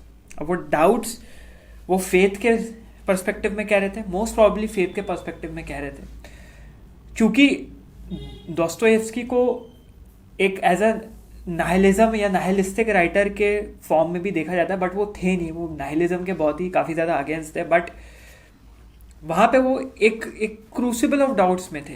Crucible मतलब कि विचारों विमर्श में थे, क्या सही है और क्या गलत है, गुड एंड ईविल, सही गलत, क्या एथिकल है क्या अनएथिकल के बीच में कहीं फंसे थे in his journey of faith, which is directly implying Christianity. अब यहाँ पे आते हैं first science of philosophical disputes. यहाँ पे first science of dismantling philosophy दिखते, हिला देने वाली, रोंगटे खड़े कर देने वाली फिलोसफी, जिसमें वैसे इन्होंने बहुत किताबें लिखी हैं कुछ, बट 3-4 हैं जो फेमस है। जैसे तुम्हारी पहली होगी जिसके बारे में अभी हम बात करेंगे, नोट फ्रॉम अंडरग्राउंड, उसके बाद द ब्रदर्स कारामाज़ोव, उसके बाद तुम्हारी crime and punishment, the idiot, ये सब कुछ इनकी 3-4 फेमस किताबें हैं। अभी क्या है, नोट्स फ्रॉम अंडरग्राउंड में इन्होंने साइंटिफिक डिटर्मिनिज्म के ऊपर काफ़ी तगड़ा वार किया, जिसमें इन्होंने ये भी कहा कि मैं नहीं मानता 2+2 4 होता है, मैं तो कहूँगा भाई 2+2 5 होता है, मेरे ऊपर तुम फोर्स कैसे कर सकते हो 2+2 = 5। तो इन्होंने साइंटिफिक डिटर्मिनिज्म के ऊपर सीधा सीधा अटैक किया। अब साइंटिफिक डिटर्मिनिज्म मतलब क्या होता है, एक फिलोसफिकल पर्सपेक्टिव है साइंस का, कि जो भी इस दुनिया में हो रहा है, जो भी अभी प्रेजेंट में हो रहा है, वो किसी साइंटिफिक कॉज की वजह से है, कॉज एंड इफेक्ट है, जिसको कॉजेशन बोलते हैं, साइंटिफिक कॉजेशन है। जैसे कि फॉर एग्जांपल लक का कॉन्सेप्ट, लक हमारी रियलिटी में, मैं ये कहता हूँ कि हमारी रियलिटी में लक हम कहते हैं कि भाई बाय लक हो गया, तुम इसको एक्सप्लेन ही नहीं कर सकते, हमारी रियलिटी में नहीं कर सकते, बट कहीं ना कहीं उसके एक्सप्लेनेशंस एग्जिस्ट कर रहे हैं, या कॉज एंड इफेक्ट एग्जिस्ट कर रहा है। तो पहला इन्होंने साइंटिफिक डिटर्मिनिज्म पे अटैक किया, दूसरा इन्होंने रैशनलिस्ट यूटिलिटेरियनिज्म के ऊपर अटैक किया। और रैशनलिस्ट यूटिलिटेरियनिज्म मतलब क्या है, जैसे 1+1+1+, 10 बार 1 को प्लस करोगे = 10 निकलेगा, वैसे ही छोटे छोटे बहुत सारे गुड्स = एक बड़ा गुड, और छोटे छोटे चीज़ें जो लोगों के लिए अच्छी होती है, छोटी छोटी हैप्पीनेस मिला के एक बड़ी हैप्पीनेस बनती है, जिसको सोसाइटी में भी इम्प्लीमेंट करने की कोशिश करी गई थी, जो कि यूटिलिटेरियन सोसाइटी हो गई या यूटोपियन सोसाइटी होगी, पर से एगैलिटेरियन सोसाइटी हो गई, कि छोटी छोटी चीज़ें, माइक्रो चीज़ें एडअप होके मैक्रो स्केल पे, बड़े पिक्चर में एक यूटोपियन सोसाइटी बनाती है। नोट्स फ्रॉम द अंडरग्राउंड में, he was totally against enlightenment era, और एक लेटर में इन्होंने एक मेंशन भी किया हुआ है समथिंग डिफरेंट के बारे में, something different, quotes, I quote, something different, which is enlightenment era को डील करने के लिए something different is required to deal with enlightenment era. और वो डिफरेंट क्या है, फेथ मॉडल्ड ऑन क्राइस्ट। इन्होंने ये कहा जाता है कि इन्होंने नीचे को पढ़ा था, दोनों एक दूसरे को एडमायर करते थे। इन्होंने नीचा का डेथ ऑफ गॉड के बारे में सुना था, पढ़ा था, और नीचा का जो ढोल बज गया था कि नाहिलिज्म आने वाला है। नीचा वॉज नॉट नाहिलिस्टिक, नीचा वॉज सेइंग नाहिलिज्म आने वाला है with the dawn of the death of God, with the end of God which we have killed. Nietzsche ने कहा ना, God is dead, God remains dead because we have killed him. How shall we comfort ourselves the murderers of all murderers, who will wipe this blood of our hands. ये सब जो इनकी line है, जो sins हैं, क्या what sacred games, what practices of atonement, क्या हम करेंगे जस्ट टू अपीयर, जो simply appear worthy of gods, क्या करने की कोशिश करेंगे हम। इसको सुन के भाई अब सबकी हालत ऊपर नीचे हो गई।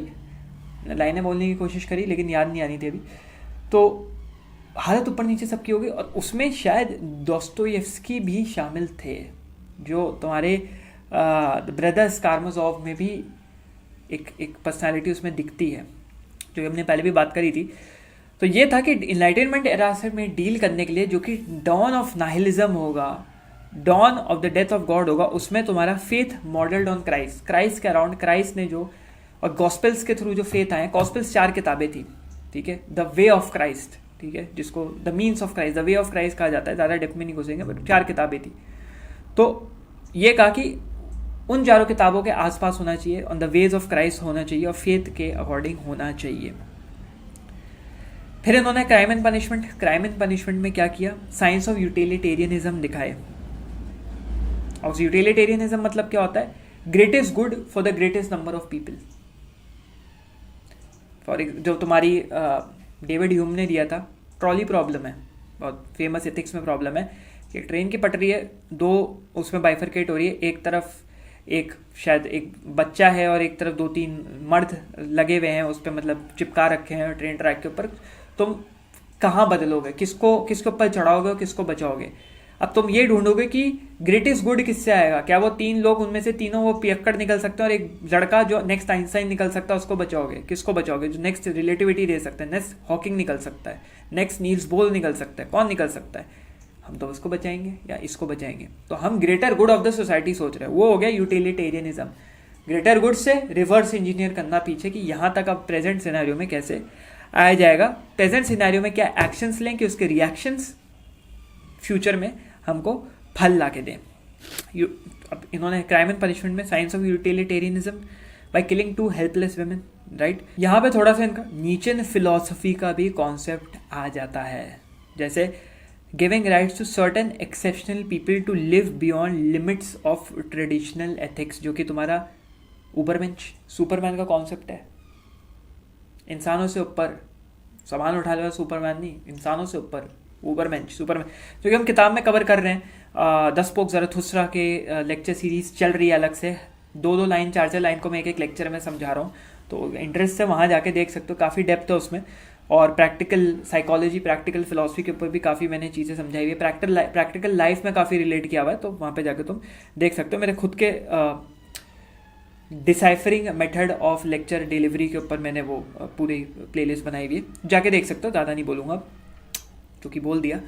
अब क्या है कि यहाँ पे कुछ लोगों को ट्रेडिशनल एथिक्स के बियॉन्ड जाने की, जैसे सुपरमैन के पास ये क्षमता थी कि वो rise above the slave morality, superman Ubermensch, जो नॉर्मल जनता है उसकी सोच से हम ऊपर उठ जाएंगे, ये इन्होंने लाने की कोशिश करी। बट इसका ये कहा इन्होंने, इसमें ये भी कह दिया, साथ में एक क्लॉज भी लगा दिया कि भाई outcome of both these philosophies turn out not to be practically, practical नहीं है, सिर्फ हवाबाजी है, असली में कुछ होता नहीं है। इसको प्रैक्टिकल करने की बंदे ने कोशिश करी थी, जिसकी वजह से नीचे का नाम बहुत खराब हुआ था। उस बंदे का नाम है एडोल्फ हिटलर। उसने कोशिश करी थी, उसने नीचा के इस कॉन्सेप्ट को, ऊबरमेंश के कॉन्सेप्ट को इतना ट्विस्ट कर दिया कि इसको लगने लग गया ऊबरमेंश मतलब गंदगी खत्म करो, हम ही सब है, सफाई रखो, गंदगी मतलब जूस को खत्म कर दो, नॉर्डिक आर्यंस ही रहेंगे, सारे जूस को एक्सटर्मिनेट, खत्म, पेस्ट है, रॉडेंट्स हैं, हटा दो, वर्मिन्स हैं, कीड़े हैं, हटा दो। गलत वो था। नीचे होते तो 2 कनपटी एक इधर एक उधर देते, जरूर बड़ा वाला देते। बट आगे बढ़ते हुए इनकी जो फिलॉसफीज थी बहुत ज़्यादा क्रिश्चियन फेथ के अराउंड थी। और ये क्रिश्चियन फेथ कहाँ था, कैसे कैसे आता है, यहाँ पे हम थोड़ा सा एक ओवरव्यू ले लेते हैं। मैं बहुत ज़्यादा स्पॉयलर्स नहीं दूंगा बुक के यहाँ पे, क्योंकि ये फिलॉसफी के ऊपर है, फ्योदोर दोस्तोयेव्स्की के, यहाँ पे इनके स्पॉयलर्स नहीं देने मेरे को। अब इनके कैरेक्टर्स जो थे वो शोकेस करते थे अ सेंस ऑफ फेथ, जो कि तुम्हारे रास्कोल्निकोव क्राइम एंड पनिशमेंट में, और एक इनकम्प्लीट फेथ, एक सेंस ऑफ फेथ भी है और एक इनकम्प्लीट फेथ भी है, जो कि प्रिंस मिश्किन में है। द इडियट में जो प्रिंस मिश्किन का कैरेक्टर है वो एक इनकम्प्लीट फेथ के साथ है। फिर तुम्हारी द ब्रदर्स कारामाज़ोव में एक मॉडर्न क्रिश्चियन हीरो आ रहा है, मॉडर्नाइजेशन, इंडस्ट्रियलाइजेशन, एनलाइटनमेंट एरा का एक क्रिश्चियन हीरो आ रहा है। और फिर तुम्हारी द पोजेस्ड में द सोसाइटल ट्रेजेडी है, एथिस्टिक जनरेशन के ऊपर बात करी हुई है, जिसको बोलते हैं societal tragedy. Biggest tragedy in society are atheist. उनको गाली देते थे, दोस्तोयेव्स्की गाली बकते थे कि atheist are the biggest tragedy that this world could ever have, which is societal tragedy. और द पोजेस में इसके बारे में उन्होंने कहा, तो 3 तरीके से उन्होंने इसको कवर करने की कोशिश करी। Complete sense of faith, incomplete sense of faith, तुम्हारा एक ऐसे एरा में जब सब कुछ डूब रहा है वहां एक तुम्हारा मॉडर्न क्रिश्चियन हीरो, और उसके बाद तुम्हारा एक societal tragedy which is your atheistic generation. The possessed में इन्होंने बात करी, तो उनकी किताबें बखान कर रही है इनकी क्रिश्चियन थियोलॉजी और फिलॉसफी के ऊपर। अब क्या था यहाँ पे, थोड़ा सा एक दूसरे का नीचा, चूंकि हमने नीचे और दोस्तोयेव्स्की के बारे में बात करी, दोनों एक दूसरे को जो है थोड़े बहुत इन्फ्लुएंस भी थे, नीचे काफ़ी ज़्यादा इन्फ्लुएंस थे और बहुत ज़्यादा प्रेज भी करते थे एक दूसरे को। एफडी के बारे में, एफडी बाबा के बारे में, एफएन बाबा, फ्रेडरिक नीचे बाबा ने ये कहा कि भाई इनके पास बहुत ज़्यादा साइकोलॉजिकल डेप्थ है, और Dostoevsky was one of the few writers और ऑथर्स हु अंडरस्टूड मी और अंडरस्टूड हिम, जो मुझे समझ सकता है। लेकिन दोस्तोयेव्स्की ने बहुत ज़्यादा इनके ऊपर कमेंट्स करे नहीं, दोनों एडमायर करते थे एक दूसरे के काम को, लेकिन हाँ जितने नीचे ने कमेंट्स करे उतने दोस्तोयेव्स्की ने करे नहीं। अगेन आगे बढ़ते हुए अब क्या है, यहाँ पे हम क्रिटिक्स के ऊपर आते हैं। कुछ क्रिटिक्स थे जिन्होंने, अच्छे भी थे बुरे भी थे, बट हम यहाँ पे कुछ अच्छे क्रिटिक्स के बारे में बात करेंगे जिन्होंने उनकी essays, novels, articles, letters, short stories को इस्तेमाल किया, यूज़ किया और एक साथ एकजुट लेके आए इनकी फिलॉसफी और साइकोलॉजिकल डेप्थ समझाने के लिए। सबसे पहली चीज़ इन्होंने ये कुछ चीज़ें इन्होंने कंक्लूड करी इन क्रिटिक्स ने। जैसे सबसे पहली चीज़ थी कि एफडी बाबा वॉज नॉट एन इर्रेशनलिस्ट और स्केप्टिक। ठीक है, अब इर्रेशनलिस्ट कौन होता है? इर्रेशनलिस्ट होता है जो सीधा सीधा लॉजिक को डिक्लाइन कर देता है। लेकिन यहाँ पे हम लोग छोटी सी चीज़ बताएंगे कि but scene in Notes from Underground where the youth bumps into people on the street to argue 2 + 2 is not equal to 5 in the name of freedom। ये वापस इनकी डिवाइडेड पर्सनालिटी दिखाता है। एक तरफ ये इर्रेशनलिस्ट है कि भाई मैं तो रैशनल हूँ, मैं इर्रेशनैलिटी के अलग हूँ। ये बोलते थे I am rational over person who reasons, rationality over reasoning हमेशा रखते थे। बट यहाँ पे क्या था भाई, इनकी जो नोट्स फ्रॉम द अंडरग्राउंड में 2 + 2 = 5 बोल रहे हैं। तो यहाँ पे इनकी एक डिवाइडेड पर्सनालिटी के ऊपर एक और हमको यहाँ पे इनका नज़ारा देखने को मिला, जहाँ पे ये बोल रहे हैं मैं तो बोलूँगा 2 + 2 = 5, तुम मेरे को क्यों बदलने चले हो? तुम कह रहे हो 2 + 2 = 4, मैं तो नहीं मानता और मैं यहाँ पे बहस भी नहीं करना चाहता इस चीज़ के ऊपर। तो यहाँ पे ये आती है भाई आप एक तरफ अपने को रैशनलिस्ट कह रहे हैं, लेकिन फिर आपका लॉजिक डिक्लाइन हो रहा है। तो ये रैशनलिस्ट नहीं थे, एक स्केप्टिक नहीं थे, ये शक नहीं करते। स्केप्टिक मतलब जो शक करता है क्या गॉड एग्जिस्ट करता है नहीं करता है। ये गॉड के एग्जिस्टेंस पे भरोसा रखते थे, बहुत ज़्यादा फेथफुल इंसान थे। फिर he use rationality to argue without bringing faith. Rationality use करते थे, फेथ उसमें नहीं लाते थे। फेथ घुसेड़ने की कोशिश, मैं अपने रिलेटिव्स के बारे में जैसे बताया, फेथ घुसेड़ने की कोशिश करते हैं चीज़ों में, वो फेथ घुसेड़ने की कोशिश नहीं करते थे। ठीक है, और इसके बाद इन्होंने क्या कहा कि रैशनैलिटी नॉट रीजन, एक इनका कॉइन टर्म था कि रैशनैलिटी से जाओ, रीजन से मत जाओ। Rationality is to make decisions logically and reason is justification for an answer. Reason is justification, वो किसी भी तरीके से जस्टिफिकेशन, कोई भी रीजन हो सकता है, जैसे बोलते हैं ना कोई भी रीजन हो सकता है, और rationality is logical decision making. Step 1, step 2, step 3, step 4 से तुम डिसीजन मेकिंग पहुंचते हो, रीजन हवाबाजी में हो जाता है। ठीक है, हमने भी आंसर हवाबाजी में दिया है। बट यहाँ पे आगे बढ़ते हुए FD Baba opposed determinism, rational egoism, materialism and nihilism. अब डिटर्मिनिज्म क्या होता है कि जो भी इवेंट्स हो रहे हैं, जो भी अभी इवेंट्स हो रहे हैं, दैट कैन बी एक्सप्लेन और डिटरमाइंड बाय प्रीवियस इवेंट, जो पहले हो चुके हैं वो इवेंट्स डिफाइन करेंगे अब के इवेंट्स को, ठीक है। And which are free of the will, जो कि एक्सटर्नल है, फ्री तो नहीं कह सकते, एक्सटर्नल ऑफ द विल, तुम्हारी विल के बाहर है। तो विल क्या होता है? Will is freedom of action, या तुम्हारा एक्शन टू परफॉर्म, कोई भी एक चॉइस है तुम्हारे पास एक एक्शन को परफॉर्म करने के लिए। शोपेनहॉयर जैसे लोगों ने विल को बोला थिंग इन इटसेल्फ। फिर ये रैशनल ईगोइज्म के अगेंस्ट बहुत ज़्यादा इन्होंने कहा कि rational egoism serves personal happiness, और एक एक्शन रैशनल तभी होता है जब वो एक इंडिविजुअल के या सेल्फ इंटरेस्ट को मैक्सिमम हैप्पीनेस पे रख सके, दैट इज रैशनल ईगोइज्म। कोई भी चीज़ रैशनल तब है जब तुम्हारी ईगो सेटिस्फाई करे। जो कोई भी चीज़ रैशनल तब है, वो एक सब्जेक्टिव चीज़ है, रैशनल तब है जब वो तुम्हारे भले के लिए, तुम्हारे हित में काम कर रही है, वरना वो बेकार है। इसके अगेंस्ट है मटीरियलिज्म के अगेंस्ट है, ठीक है, जो कि मनी हो गया, तुम्हारे पोजेशंस हो गया, और most important things in life जिससे तुम्हें अटैचमेंट होती है, उसके अलग था। नाइलिज्म सबको पता है, मीनिंगलेसनेस ऑफ लाइफ, वॉइड। लेकिन वहीं पे जहाँ ये अपोज करते थे वहाँ ये अफर्म भी करते थे, वहाँ ये पॉजिटिव थे बहुत चीज़ों को लेकर, जैसे philosophy of human nature, immortality, ethic of love and faith, reality of human freedom, spirit and God, existence of matter, philosophy of history. तो इन सब के ये फॉर भी थे। Immortality, what happens after death, death का कॉन्सेप्ट, अभी क्या होने वाला है, मरने के बाद क्या होने वाला है, बहुत ज़्यादा भरोसा रखते थे। अब यहाँ पे हम लोग इनके थोड़े फिलोसफिकल ह्यूमनिज्म के ऊपर आ जाते हैं। अब यहाँ पे गॉड के ऊपर तो इनका फेथ था, बट ये फिलोसफिकल ह्यूमनिज्म के ऊपर भी बात कर रहे थे, क्योंकि इंसान का वेलफेयर भी इंपॉर्टेंट है, और इंसान का वेलफेयर ज़्यादा इंपॉर्टेंट है rather the welfare of a God. ये नहीं कह रहे गॉड को टोटली इरेडिकेट कर दो या गॉड को टोटली निकाल दो, बट इंसान का वेलफेयर भी इंपॉर्टेंट है। Humans a unity of spiritual souls and material bodies, ठीक है। इन्होंने माइंड बॉडी ड्यूअलिज्म के ऊपर बात करी। पहले तो इन्होंने इंसानों को समझाने की कोशिश करी कि मटीरियल बॉडीज एक सोल है, और सोल जो है तुम्हारी स्पिरिट, जो कह सकते हैं spirit is primarily limited by the body. सबसे इंपॉर्टेंट चीज़ क्या है? स्पिरिट के ऊपर लिमिटेशंस है, विच इज बॉडीली लिमिटेशंस, और ह्यूमन सोल इमॉर्टल है, जिसको माइंड बॉडी डुअलिज्म कहा गया है। अगर फिलॉसफी ऑफ डेथ में जाओगे पढ़ोगे, मैंने लेक्चर बना रखे 1-2 फिलॉसफी ऑफ डेथ पे, उस पर भी जाके देख सकते हो। माइंड बॉडी डुअलिज्म के ऊपर इन्होंने बात करी।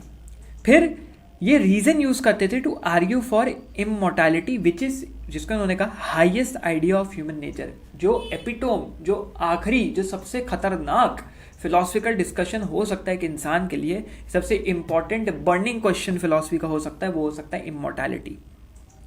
उसके पीछे बहुत आर्ग्यू करते थे यूजिंग रीजन। फिर proofs on experience of life long human growth and development, इसके ये इनका कॉन्सेप्ट आया। फिर proofs on experience of life long desire for moral projection in pursuing the human goal, human development, human goal, moral perfection की। What is moral perfection? किस हद तक तुम अच्छे काम करते जाओगे कि तुम अच्छे कहलाओगे। भाई मैं अपने घर वालों के लिए, मैं अपने रिश्तेदारों के लिए इतना करता हूं, लेकिन वो मेरी इज्जत नहीं करते। क्या है इतना? क्या होता है इतने की डेफिनेशन दे सकते हो? तो वही है व्हाट इज मॉरल परफेक्शन और डिजायर फॉर मॉरल परफेक्शन। इसके ऊपर हमने प्रूफ्स दिए। प्रूफ्स ऑन एक्सपीरियंस, तो कहीं ना कहीं बहुत डायरेक्टली फिनोमेनोलॉजी को ये टच नहीं कर रहे हैं, बट इनडायरेक्टली फिनोमेनोलॉजी क्या होता है जाके आप देखिए। एक्सपीरियंसेस के ऊपर, इंडिविजुअल एक्सपीरियंसेस के ऊपर जो कॉन्सेप्ट होता है, फिलॉसफी ऑफ एक्सपीरियंस एक तरीके से कह सकते हैं। द नटशेल, पूरा नहीं है, जाके लेक्चर है हाइडेगर वगैरह के, फिनोमेनोलॉजी व्हाट इज देख सकते हैं। तो यहाँ पे ये चीज़ें समझाने की कोशिश कर रहे थे। फिर proofs on experience of human love of God, इंसानों का प्रेम प्रति गॉड के, द डिवाइन के। फिर उन्होंने और कहा the need for life to have a meaning beyond death. फिर virtuous life to have rewards punishments beyond death, कि अच्छा काम करो, there is a meaning beyond death, immortality exist, soul आगे ट्रांसेंड करेगी। एक वर्चुअस लाइफ परफॉर्म करो, अच्छी लाइफ, वर्चुअस मतलब अच्छे कर्म करो, मॉरल कर्म करो, किसी का बुरा मत करो, जो कि डिसाइड करेगा तुम्हारे रिवॉर्ड्स और तुम्हारे पनिशमेंट्स। क्या तुम स्वर्ग में जाओगे, क्या तुम नर्क में जाओगे। तो मतलब तुमको हेल मिलेगा या हेवन मिलेगा, जन्नत मिलेगी जहन्नम मिलेगा, इसके बारे में इन्होंने बात करी। इन्होंने एक स्टेटमेंट डिक्लेयर कर दिया बहुत ओपनली कि I can not conceive that I shall not be, मैं एक्सेप्ट ही नहीं कर सकता जो मैं बन नहीं सकता या मुझे बनना नहीं है। आई शैल नॉट बी डैट, वो एक बुरा इंसान की डेफिनेशन है जो तुम्हारे सामने है, तुम्हारे कॉलेज में गांजा फूकता है, लफंडगिरी करता है, क्लासेस बंक करता है, माँ बाप को तंग करता है, माँ बाप कॉलेज आते रहते हैं, परेशान होते रहते हैं कि हमारा लड़का आ नहीं रहा, उसके जैसा नहीं बनना, मेरे को वर्चुअस बनना है। तो मैं इमेजिन भी नहीं कर सकता क्योंकि मुझे उसके जैसा बनना ही नहीं है। और फिर इन्होंने इसके आगे कहा कि divine being create people with innate traits who could not achieve fulfilment, कि डिवाइन बीइंग जो है, जो गॉड है, इंसानों को बना रहा है ऐसे ट्रेड्स के साथ जो कि वो ट्रेड ही अपने में है कि वो इंसान फुलफिल नहीं कर पा रहा, इंसान डिज़ायर में डूबा पड़ा है, इंसान अपनी लाइफ को कभी फुलफिल नहीं कर सकता, ओवरकम नहीं कर सकता। भैया बहुत लंबा लेक्चर बन रहा है जो कि मैं पहले ही बताया था। तो डिवाइन ने इस तरीके से इंसान को और उसके इनेट ट्रेड्स को बनाया है। तो इनके जो ये आर्ग्यूमेंट्स है काफ़ी ज़्यादा लिंक होते चलेगा और होते गए एक्विनास से और एरिस्टोटल से, जिन्होंने ये कहा कि भाई nothing exist in nature that is in when, कि जो भी डिवाइन बीइंग है, डिवाइन ने बनाया है, वो किसी मीनिंग या किसी पर्पस से बनाया है, और वो मीनिंग और पर्पस से बनाया, कोई भी चीज़ बेकार नहीं होती। ये मत समझो कि ये हुआ फालतू हुआ, जैसे बोलते हैं ना जो हुआ अच्छे के लिए हुआ। तो भाई किसी भी कोई भी परेशानी में फंसे हो, कोई भी चीज़ में फंसे हो, उसमें अच्छाई ढूंढने की कोशिश करो, वो बहुत इंपॉर्टेंट है। तो एक्विनास ने भी कहा, थॉमस एक्विनास, और तुम्हारे एरिस्टोटल बाबा ने भी ये कहा कि नथिंग इज इन वेन, है ना। अब यहाँ पे तो इनकी ये सब बातें चलती गई। फिर इन्होंने एग्जिस्टेंस ऑफ गॉड के ऊपर भी थोड़ी चर्चा शुरू कर दी। भाई एग्जिस्टेंस ऑफ गॉड के ऊपर अब आ जाते हैं। इन्होंने rarely uses traditional rational arguments for God existence. इन्होंने जो रैशनल तुम्हारे यूजुअली उस टाइम पे, उस ज़माने में जैसे यूज़ होते थे concept, causality, levels of being, ठीक है, फिर ऑर्थोडॉक्स थियोलॉजी, ये सब का इस्तेमाल होता था।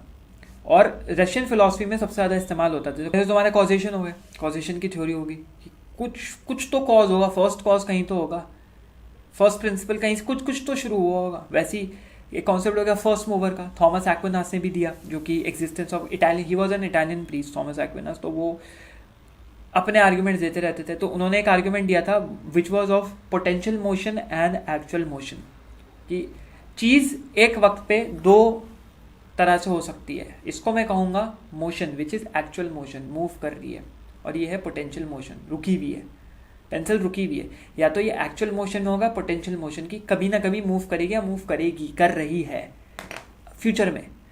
तो एक्चुअल मोशन है, एक्चुअल मोशन को मतलब पोटेंशियल मोशन को भी कभी ना कभी एक्चुअल मोशन में आना होगा, और एक्चुअल मोशन को एक्चुअल मोशन में लाने वाली तो कोई चीज़ होगी। तो जो चीज़ थी जिस उस मोशन को एक्चुअलिटी में लाया, वो क्या चीज़ है? वही है तुम्हारा गॉड। जो ये सब आर्ग्यूमेंट्स है, कॉजेशन वगैरह, ऑर्थोडॉक्स थियोलॉजी भी यूज़ करी गई है। एफडी बाबा ने, दोस्तोवेस्की बाबा ने आर्ग्यूमेंट रिलेटेड टू इन्फिनिटी की बात करी, क्योंकि उन्होंने बोला स्पिरिट इन इनफाइनाइट, क्या होगा मरने के बाद? अच्छा ये होगा, फिर क्या होगा, फिर क्या होगा, फिर क्या होगा, दिमाग फटना शुरू। जैसे उससे पहले क्या होगा, उससे पहले क्या होगा, उससे पहले क्या हुआ होगा, दिमाग फटना शुरू। और इसको इन्होंने कहा spiritual principle for the synthesis of being, एक स्पिरिचुअल प्रिंसिपल इसको कह दिया। और स्पिरिट इज इनफाइनाइट कह दिया कि स्पिरिट इज इनफाइनाइट, तो भाई इन्फिनिटी है भाई, हम उसको प्रोक्योर, हम उसको फैदम, हम उसको अंडरस्टैंड अपनी रियलिटी में नहीं कर पाते, लेकिन वो एग्जिस्ट कर रहा है। इसको पर इन्होंने आर्ग्यूमेंट किया। उसके बाद as he expands to personal God as in Christianity, he affirms to the need for faith. जैसे जैसे ये पर्सनल गॉड की तरफ जाते चले गए, वहाँ वो रीजन का इस्तेमाल कर रहे थे, बट अगर वो पर्सनल गॉड की बात कर रहे हैं जो कि उनका क्रिश्चियनिटी है, वहाँ पे इन्होंने बात करनी शुरू कर दी द नीड फॉर फेथ, कि फेथ जरूरी है to justify your personal God. जरूरी है, होना चाहिए, फेथ होना चाहिए। तो ये था इनका एग्जिस्टेंस ऑफ गॉड पर। और भी इन्होंने बहुत चीज़ें कही हैं, बट हम बहुत ज़्यादा डेप्थ में यहाँ पे जाने की कोशिश नहीं करेंगे। वैसे इतना ही है, इतना भी समझ लो बहुत है, ठीक है।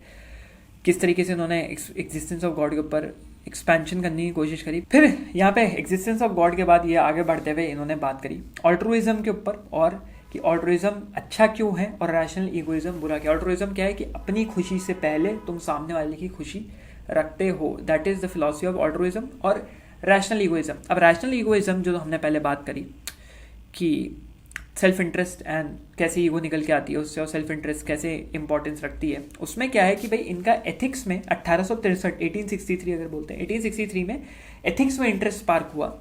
इन्होंने एक चीज़ पढ़ी, एक नॉवल, एक लेख पढ़ा, what is to be done, और वो लिखा था Nikolay Chernyshevsky, Nikolay NICHOLAY CHERNYSHEVSKY, Nikolay Chernyshevsky. उसमें क्या था कि ह्यूमंस जो है कोई भी चीज़ यूटिलिटेरियन सिस्टम के अकॉर्डिंग चूज करते हैं, अपने इंटरेस्ट बेस्ड चूज करते हैं, अपने सेल्फ इंटरेस्ट के लिए चूज करते हैं, और सेल्फ इंटरेस्ट के लिए चूज करते हैं उसको लिंक करते हुए, कॉजेशन लगाते हुए यूटिलिटेरियन चेन बन रही है, यूटिलिटेरियन सिस्टम बन रहा है, उसके ऊपर उन्होंने बात करी। उससे इनका FD बाबा का इंटरेस्ट स्पार्क हो गया, किसमें, आपका एथिक्स में। अब क्या था, अब FD argued against this in Notes from underground. इन्होंने आर्ग्यूमेंट शुरू कर दी इस रैशनल ईगोइज्म के अगेंस्ट कि भाई ये रैशनल ईगोइज्म में लव टुवर्ड्स अदर नहीं होता, लव टुवर्ड्स सेल्फ होता है। ये कह रहे हैं लव टुवर्ड्स अदर, क्योंकि मैंने जैसे कहा ना कि Dostoevsky is like a caring mother जो दूसरों को प्यार करती है, and Friedrich Nietzsche is like a strict and arrogant father, authoritative figure father. तो नोट्स फ्रॉम अंडरग्राउंड में इन्होंने ये कहा कि humans are created to love others, इंसानों को पैदा किया गया है, बनाया गया डिवाइन बीइंग के द्वारा दूसरों को प्यार प्रेम पहुंचाने के लिए, ठीक है। उसके बाद 19th सेंचुरी में जो राइज ऑफ यूटिलिटेरियनिज्म हो रहा था, है ना, उसके ये अपोजिशन में थे, जो कि तुम्हारे जॉन स्टुअर्ट मिल 1809 में पैदा हुए, 1873 में देहांत हो गया जॉन स्टुअर्ट मिल का, और जेरेमी बेंथम 1748 में पैदा हुए, 1832 में देहांत हो गया। जॉन स्टुअर्ट मिल पे मैंने एक लेक्चर बना रखा है, अगर यूटिलिटेरियनिज्म के बारे में जानना है वहाँ भी जा सकते हो। तो इन्होंने ये कहा कि अपने सेल्फ इंटरेस्ट को, अपने आप को सेट क्यों बुरा है, क्यों ये बुरा रैशनल ईगोइज्म बुरा है, क्योंकि सेल्फ इंटरेस्ट की क्या सीमा है, क्या बाउंड्रीज है। अपने को सुखी करने के लिए, अपने को सुख पहुंचाने के लिए तुम गलत काम भी कर जाते हो भाई, हार्म पहुंचाते हो, अपने को काटना छाटना शुरू कर देते हो जिससे खुशी मिलती है, ऑर्गेजमिक खुशी मिलती है, लॉ के अगेंस्ट चले जाते हो, मर्डर कर दोगे किसी का, क्या तुम बोलोगे भाई मैंने अपने इंटरेस्ट के लिए, मैं तो भाई यूटिलिटेरियन सोसाइटी बना रहा हूँ, मैंने अपने इंटरेस्ट के लिए सामने वाले को मारा, लेकिन असली में तुमने अपने इंटरेस्ट के लिए मारा, तुमने तो बुरा कर दिया ना सामने वाले का, उसका घर उजाड़ दिया, 5 लोग उसके आने वाले पुश्ते उजाड़ दिए, समझ रहे हो, कॉजेशन, कॉज एंड इफेक्ट, तो उसके अगेंस्ट थे। उसके बाद फिर एथिकल ईगोइस्ट है भाई FD बाबा के और बड़े दुश्मन, जो कि ये कह रहे हैं कि moral decision by self interest की इंसान बनाया ही गया है बाय बायोलॉजिकली, पहले बायोलॉजिकली फिर by society for self interest, जो कि उस वक्त आने लग गया था human motivation, survival of the fittest and all of that stuff, because it all relates to survival of one self, will to life, will zum leben, which is will to life, Arthur Schopenhauer जो कह रहे हैं। तो इन्होंने कहा कि भाई Dostoevsky ने कहा कि अगर ऐसा ही होता तो सोसाइटी हारमोनियस होती ना, हारमोनियस वर्ड बहुत इंपॉर्टेंट है, सोसाइटी हारमोनियस मतलब एक रिदम में चल रही होती, हारमनी होती, पीस होता, शांति होती, सब मिलजुल के रह रहे होते, नहीं हो रहा ना, तो मतलब ये फॉल्स है, फेक है। ज़बरदस्ती स्पेकुलेट इसमें इन्होंने, मतलब ज़बरदस्ती इसमें उंगली करने की कोशिश मत करो ना, स्पेकुलेट कर दिया उस चीज़ को। तो इन्होंने कहा कि चूंकि ये कह रहे हैं कि बायोलॉजिकली या सोसाइटली ये होना चाहिए, बट ये नहीं है, तो ये एक ट्रू मॉरल फिलॉसफी नहीं हो सकती है, एथिकल ईगोइज्म एक ट्रू मॉरल फिलॉसफी नहीं हो सकती है। अब इन्होंने एक लॉ ऑफ लव दिया जिससे ये ऑल्ट्रुइज्म प्रीच करते थे।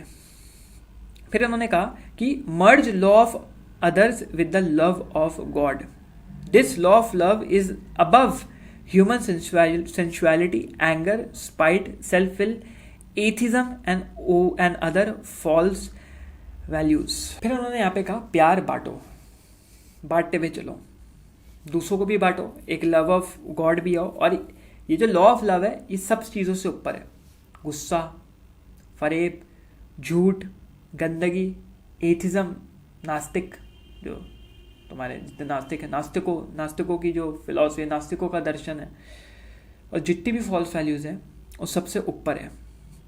फिर also he talked about good and evil and faith in God and a trust in Christ and his teachings. इन्होंने गुड और ईविल के ऊपर बात करी, गुड और ईविल को इलेबोरेट किया, क्राइस्ट के ऊपर ट्रस्ट किया, उसकी बोला कि क्राइस्ट की टीचिंग्स के ऊपर भरोसा करो। फिर 1877 आया, 1877 अगर वही होता है वापस से, टॉल्स्टॉय की एक किताब मिली जिसका नाम था एना कैरेनिना। अब जो किताब थी एना कैरेनिना, जो अगर मैं प्रोनाउंसिएशन सही कर रहा हूँ, इन्होंने कहा कि लियो टॉल्स्टॉय ने ये किताब प्यार से बनाई है, दिल से बनाई है। और ये किताब क्या है? प्यार फॉर पीजेंट्स। ये किताब जो है प्यार फॉर पीजेंट्स है, क्योंकि खुद भी पीजेंट्स के साथ स्टैंड करते थे, इस लिमिट तक प्यार दो कि वो इनलाइटनमेंट एरा का पार्टिसिपेंट नहीं बन जाए। तो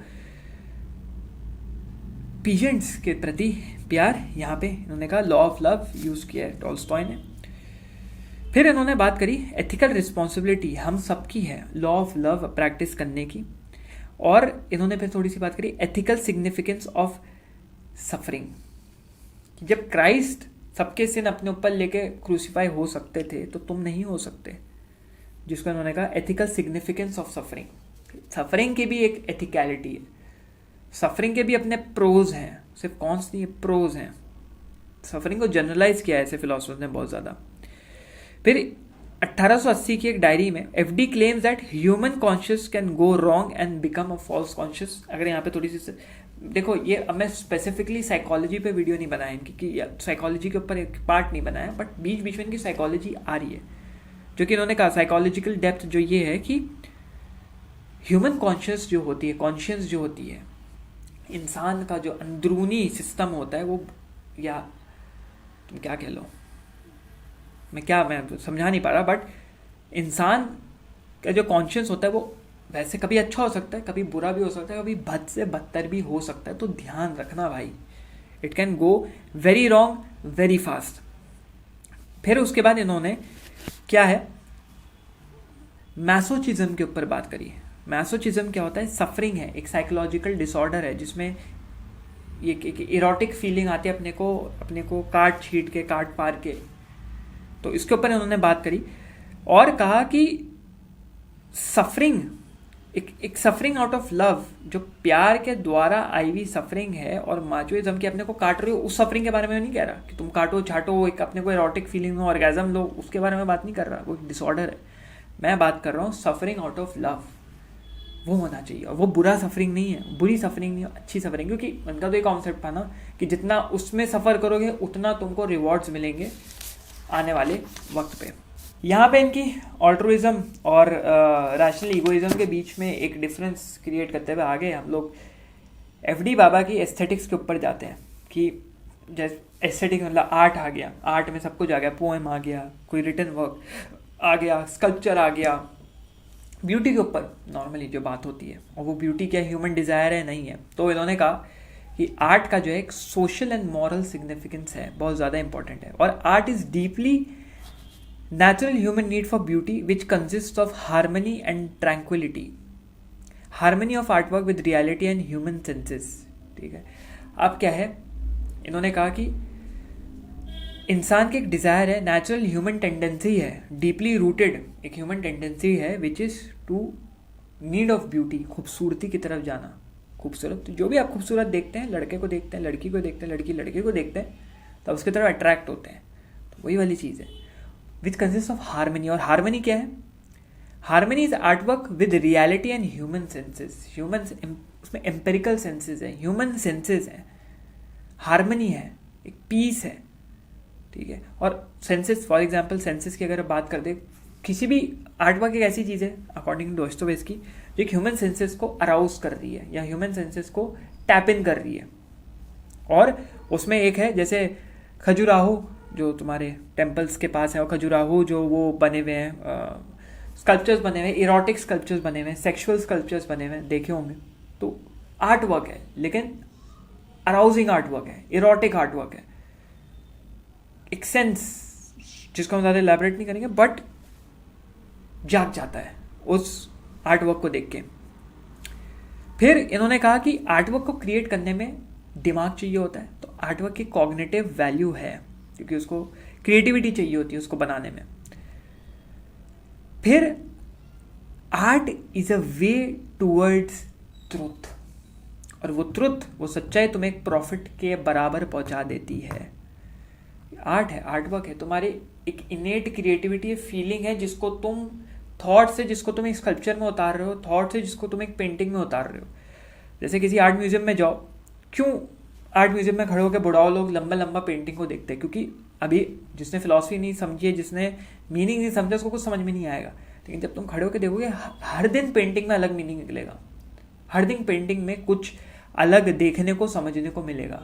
किसी ने तुमको एक बाल का स्टैंड ऐसे देखेगा, तुमको लगेगा क्या सोच के इस पेंटर ने इस बाल के स्टैंड को ऐसा बनाया होगा, ऐसा बनाया, क्या उसकी लाइफ में ये चल रहा होगा कि उसके बाल का स्टैंड ऐसा है। अगर तुमको एक पेंटर के बारे में जानना है, क्योंकि मेरे को काफ़ी इंटरेस्टिंग वो एग्जिस्टेंशियल पेंटर लगता है, उसका नाम है फ्रांसिस बेकन, काफ़ी इंटरेस्टिंग। उसको जाके, फ्रेंच है एंड जाके उसको देखे, मोस्ट प्रॉब्ली फ्रेंच है, उनके ऊपर डॉक्यूमेंट्री भी है। और जो वो एग्जिस्टेंशियल पेंटिंग्स बनाते थे, जो उनकी लाइफ में जो रिलेशंस चल रहे थे, जो उनकी लाइफ में चल रहा था, उसको एक कैनवस पर उतारते थे। बहुत अजीब वियर्ड उनकी डार्क पेंटिंग्स है, बट ट्विस्टेड पेंटिंग्स है, मॉडर्न पेंटिंग है, बट देख के कुछ उनकी डॉक्यूमेंट्री देखोगे तो इंटरेस्टिंग लगेगा, ठीक है। फिर ये Charles Dickens, Victor Hugo and George Sand, इन लोगों को एक आर्टिस्ट मानते थे, क्योंकि इन लोगों ने ट्रांसफॉर्मेशन, चार्ल्स डिकेंस की एक नॉवल है डेविड कॉपरफील्ड, मेरे पापा ने मेरे को जिद करके पढ़वाई थी, पढ़ना काफ़ी इंटरेस्टिंग है। तो ये सब जो नॉवेल्स हैं, ये सब जो राइटर्स हैं, ये लोग एक ट्रांसफॉर्मेशन क्रिएट करते हैं, world transformation through the novels. Charles Dickens famous writer, Victor Hugo famous writer, ये लोग टॉप नॉच राइटर्स रह चुके हैं अपने वक्त के। पोइट्स, विलियम वर्ड्सवर्थ एक अच्छा पोइट, रॉबर्ट फ्रॉस्ट एक अच्छा पोइट, सब ऐसा बाद में थोड़े आए, लेकिन उस टाइम के भी थे, बट मेरा मीनिंग समझ गए, सब एस्थेटिक्स के पार्ट है। लेकिन 1854, अगर 54 को 54 ही बोलते हैं, इन्होंने कह दिया कि nothing is more beautiful then Christ. Christ को इन्होंने अल्टीमेट ब्यूटी कह दिया। और अपनी किताब में भी इन्होंने लिखा, द इडियट में, कि प्रिंस मिश्किन ने ये डायलॉग कहा, beauty will save the world, खूबसूरती ही दुनिया को बचाएगी। आगे बढ़ते हुए इनकी एफडीज की, सोशल एफडी, फिक्स डिपॉजिट वाला एफडी लगने लग गया अभी, एफडी बाबा की सोशल फिलॉसफी के ऊपर हम थोड़ा सा बात करते हैं। अब क्या था, सोशल फिलॉसफी हो गया जो एक ग्रुप ऑफ इंडिविजुअल्स जो कल्चर बना रहे, कल्चर एक सोसाइटी बना रही है, उस सोसाइटी को तुम माप रहे हो qualitatively over a span of time, वो एक सोसाइटी बनाती है। मतलब उस कल्चर को तुम माप रहे हो over a span of time, वो एक सोसाइटी बनाती है। ये मैंने अपनी डेफिनेशन दी है, तुम इसके ऊपर जाना मत। अब इनको क्रिटिक्स ने कहा कि भाई ये कंफ्यूज आदमी है, कभी ये लिबरल यूनिवर्सलिस्ट दिखता है तो कभी ये कंजर्वेटिव नेशनलिस्ट दिखता है। इनकी सोशल फिलॉसफी थोड़ी डामाडोल होती है, घूमती है, स्विंग करती है। लिबरल, कभी बोल रहे हैं कि मैं लिबरल यूनिवर्सलिस्ट हूँ, पूरी दुनिया में equal rights, equal wages, liberalism होगा, फ्रीडम होगी।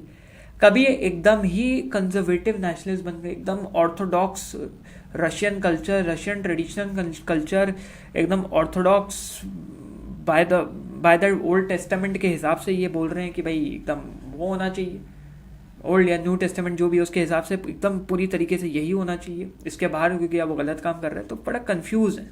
बट दूसरे क्रिटिक्स ने ये कहा कि ये सुलझे हुए थे, ये एक perfect community of Christian love and brotherhood बनाना चाह रहे थे। इनमें कुछ गलत नहीं था, कुछ गलत नहीं कर रहे थे, एक परफेक्ट कम्युनिटी बनाना चाह रहे थे। लेकिन लोग इनको समझने की कोशिश नहीं करना चाहते थे। और ये जो एफडी बाबा हैं वो एक सोसाइटी बनाना चाहते थे which had mutual devotion with in all levels of society. Her level पे, हर तबके पे, जैसे फ्यूडल जो तुम्हारा ट्रायंगल था उसमें हर लेवल पे डिस्पैरिटी क्रिएटेड है, हर लेवल पे डिफरेंस है, भेदभाव है। जैसे अपने इंडिया में शूद्र, शेड्यूल कास्ट और ऊपर तुम्हारे ब्राह्मण, वो मिटा देना चाहते थे। वो कहते थे पूरी तरीके से हटा दो। म्यूचुअल डिवोशन, आत्मनिर्भरता, आत्मसम्मान, आत्म प्यार होना जरूरी है। बट ये सर्वडम के अगेंस्ट भी थे, ऐसा नहीं है। ये सर्वडम जो मैंने इससे पहले बताया था एक तरीके की स्लेवरी, उसके अगेंस्ट भी थे। और जो सार थे, जो मेन मोनार्क थे, उन्होंने 1861 में इसके अबॉलिशन की बात करी। तो ये मेन फ्लैग बेरर तुम कह सकते हो कि उन्होंने पाथ रखा, उन्होंने बोला हाँ भाई मैं साथ हूँ, इसको अबॉलिश करो, अच्छा नहीं है। और इन्होंने फाइनली एक कॉन्सेप्ट ऑफ ट्विन अर्थ दिया कि सोचो कितना अच्छा होगा, जैसे ये एक अर्थ है वैसी एक ऐसा अर्थ जिसमें ब्रदरहुड हो, क्रिश्चियन ब्रदरहुड हो।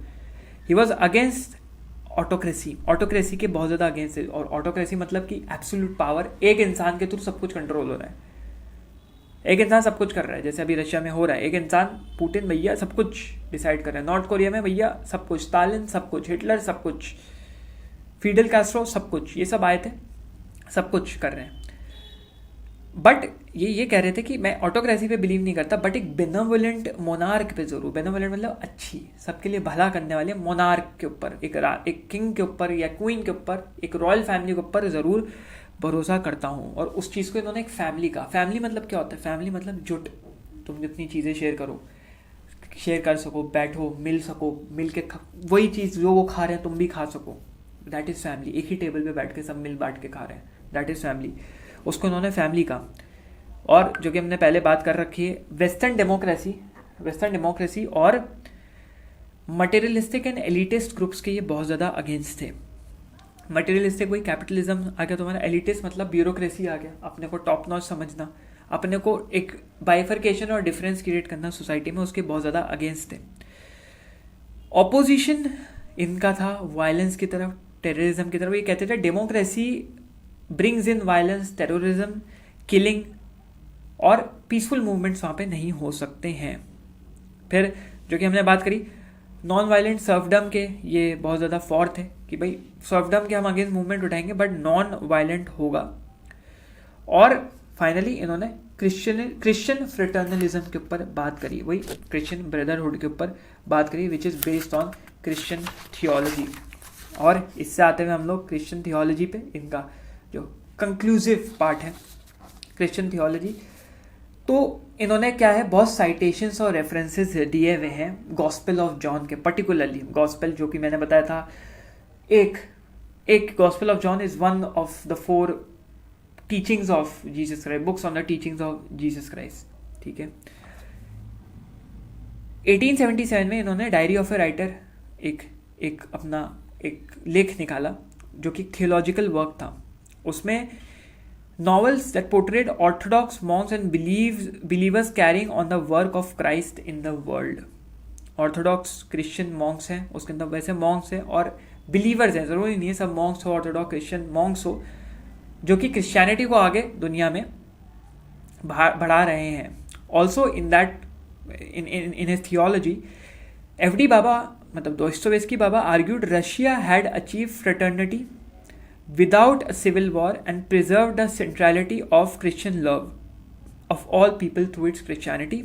कि भाई फ्रेटर्निटी, ब्रदरहुड, समानता, भाईचारा अपना लिया है, मना लिया है, विदाउट सिविल वॉर, विदाउट कलेश, इन सिंपल वर्ड्स विदाउट कलेश, और यूजिंग क्रिश्चियन लव, जो क्रिश्चियन लव के ऊपर ये बार बार कह रहे थे, the law of love, the golden law जिसको बोला जाता है, दोस्तोवेस्की का गोल्डन लॉ, उसके थ्रू इन्होंने अचीव कर लिया है। और Christ is the God man, God translated to manhood, thus providing evidence of his presence. इससे ये क्राइस्ट की एविडेंस को और ज़्यादा सॉलिडिफाई करते हैं कि क्राइस्ट एक गॉड मैन था। गॉड मैनहुड में ट्रांसलेट होता है, मर्दानगी एक अंदर में स्ट्रॉन्ग वाइब ट्रांसलेट होता है क्योंकि ही से रेफर किया जाता है। तो दस क्राइस्ट एग्जिस्ट, ऊपर वाले का बंदा है क्राइस्ट। गॉड में जो है एक खूबी है, गॉड में पर्सनालिटी है ऑफ मैनहुड, क्योंकि ही से हमेशा प्रेफरेंस दी जाती है, ही से रेफर किया जाता है। तो ये प्रूफ करता है, ये जस्टिफाई करता है कि there is evidence for the presence of Christ. ठीक है, एनालॉजिकल स्टेटमेंट है। फाइनली अब इसको लेक्चर को यहाँ पे एक समराइज करते हुए हम लोग एक समरी रन थ्रू ले लेंगे फ्योदोर दोस्तोवेस्की की एक फिलोसफिकल तुम्हारा राउंड अबाउट का, जिसमें 5 पॉइंट्स हम कवर करेंगे। ठीक है, number 1 is existentialism. Dostoevsky dwelled into the existential nature of human existence, the search for meaning and the individual struggle to find purpose in a seemingly indifferent or hostile world. Characters like Raskolnikov in Crime and Punishment grapple with their existence and the moral consequences of their actions. जो हमने बात करी freedom के ऊपर बात करी, individual freedom के ऊपर बात करी, सोशल क्रिटिक इन्होंने बहुत ज़्यादा किया, एंड फेथ के ऊपर, faith reconciliation of faith, faith in general, और फेथ के थ्रू कैसे तुम एक अपनी इंडिविजुअल पर्पस ढूंढ सकते हो, इनका एग्जिस्टेंशलिज्म हो गया, ये पूरा कवर किया हुआ है. फिर क्रिश्चियनिटी एंड फेथ जो कि ऑब्वियसली आ जाता है इनकी थियोलॉजी में. His works often reflect a deep exploration of Christian themes such as redemption, suffering, and the nature of good and evil. Characters undergo spiritual crisis and grapple with faith, as seen in the brothers Karamazov with Ivan and Alyosha, representing opposing views on God and morality. Death of God आता है तो तुमको faith और strong कर लेना चाहिए, God को और जोर से पकड़ लेना चाहिए, छोड़ नहीं देना चाहिए. तो ये इस तरीके से समझाना चाह रहे हैं कि अगर तुम क्लिफ पे लटक रहे हो और खाई में गिरने वाले हो तो तुम पत्थर छोड़ के अपनी को मौत मत आने दो, उस पत्थर पे चढ़ के पार लगाने की कोशिश करो, ये कह रहे हैं. तीसरा इनका फ्री विल वर्सेस डिटर्मिनिज्म का कॉन्सेप्ट. फ्री विल के ऊपर मैंने लेक्चर्स 1-2 बनाए हुए हैं, जाके देख सकते हो, उसमें और क्लियर हो जाएगा determinism and free will. Dostoevsky contemplated the conflict between free will and determinism, emphasizing the moral responsibility of individuals for their choices. Characters face internal struggles and confront moral dilemmas that question whether their actions are predestined or within their control. जो कि हमने पढ़ा कि जो तुम्हारी individual choices हैं, जो तुम्हारी मॉरल रिस्पॉन्सिबिलिटी, जैसे एक ब्रदरहुड की रिस्पॉन्सिबिलिटी है, मॉरल रिस्पॉन्सिबिलिटी तुम्हारे हाथ में, कितनी हाथ में कितनी हाथ में नहीं है, और उसके साथ जो तुम्हारे एक्शंस हैं वो तुम्हारे कंट्रोल में है कि नहीं है, इसके ऊपर उन्होंने बात करी है. फोर्थ आता है psychological realism. His psychological depth in portraying characters inner turmoil and complexities contributed to the emergence of psychological realism in literature. He depicted the human psyche in intricate ways, exploring the depths of the human mind and the complexities of human emotions. एक साथ बहुत characters के जूतों में अपने को रख के, क्योंकि मैं बोलता हूँ if you want to become the problem solver of yourself, you have to, तुमको अपने आप को उस पर्टिकुलर प्रॉब्लम के जूते में रखना पड़ेगा या उस इंसान के जूते में रखना पड़ेगा, then you can become the surgeon of your own mind. तो ये साइकोलॉजिकल रियलिज्म हो गया, यहाँ से उन्होंने उसकी क्रांति बजाई psychological realism. And 5, lastly, social critique, which was Dostoevsky also critiqued various societal and political ideologies prevalent in his time, such as nihilism, socialism, and utilitarianism. Through his characters and their interactions, he questioned the implication of these ideologies on individuals and society. क्योंकि तुम एक character में अगर portray कर दो, तुम directly face to face चीज़ें कहोगे तो लोगों को चुप जाती है, तुम उसको घुमा फिरा के pros poetry kind of, metaphorical kind of तरीके से तुम उसको स्लाइड इन करते हो लोगों की सबकॉन्शियस में through characters with whom they can relate. फिर उनको रियलाइज क्लिक करता है, अच्छा ये भी हुआ, अच्छा ये तो मैं तो इसके जैसा, मैं तो इसके जैसा, तभी लोग रिलेट कर पाते हैं, जो कि कर पाते हैं. इसके बाद हम लोग इसको यहाँ पे ख़त्म करते हैं कि बहुत मल्टी लेयर्ड और बहुत इनकी रिच फिलॉसफी थी, बहुत एग्जिस्टेंशियल थी, रिलीजियस थी, मॉरल थी, यूटिलिटेरियन थी, सोशल थी, यूटोपियन थी, गैलिटेरियन थी, बहुत कुछ इसमें कवर हो जाता है. रैशनलिस्ट थी, बट एक महान फिलोसफर, महान लेखक, राइट, उसको लोग एज अ नॉवेला पढ़ते हैं, एक नॉवल की तरह पढ़ते हैं. 1881 में देहांत हो गया फ्योदोर दोस्तोयेव्स्की का. 10 से 20,000 लोग या लगभग 30,000 लोग उनके फ्यूनरल में आए थे. लियो टॉल्स्टॉय ने भी उनके बारे में ये लिखा था कि मैं भले ही उनसे मिल नहीं पाया, लेकिन देख नहीं पाया उनको, बट उनसे वो ख़त्म हुए तो एक फ्रेंड वाली फीलिंग आ रही है, एक फ्रेंडशिप वाली फीलिंग आ रही है. जैसे मेरा बहुत पुराना करीबी दोस्त था, बट उसको भी लोगों ने पॉलिटिकल स्टंट बोला, क्योंकि बहुत लोगों की नज़रें दोस्तोयेव्स्की की डेथ पे थी, तो उसको एक तरीके से कवर अप करने के लिए उन्होंने एक कॉन्सेप्ट दे दिया कि भाई चलो थोड़ा ज़रा हम भी कवर अप कर दें. बट बहरहाल वन साइडेड स्टोरी, कोई कुछ कह नहीं सकता. तो ये था लेक्चर दोस्तोयेव्स्की के ऊपर. अच्छा लगा हो तो एक अंगूठा छोड़ देना. बहुत इसमें बीच में बैटरी ख़त्म हुई, मेमोरी कार्ड फुल हो गया, क्योंकि 1080 4K पे शूट करना, इतने लंबे लेक्चर्स, कम से कम 100 GB का 100-150 GB का वीडियो बना है ना. तो कर देना. 10K तक हम कितनी जल्दी पहुंच सकते हैं देखते हैं. अब रेस टू 10K स्टार्ट हो गया, और लोगों तक पहुंचाओ, बाकी लोगों तक पहुंचाओ. कोर्सेज और जितने लिंक्स हैं, बुक्स मैं कवर करने वाला हूँ, बुक्स का लिंक डिस्क्रिप्शन में दिया हुआ है, मतलब तुम जाके वहाँ से परचेज कर सकते हो. साथ मिलेंगे, साथ पढ़ेंगे. लेक्चर रिकमेंडेशंस देते रहना। तब तक के लिए मिलते हैं किसी अगले लेक्चर में। चलो भैया कट लो।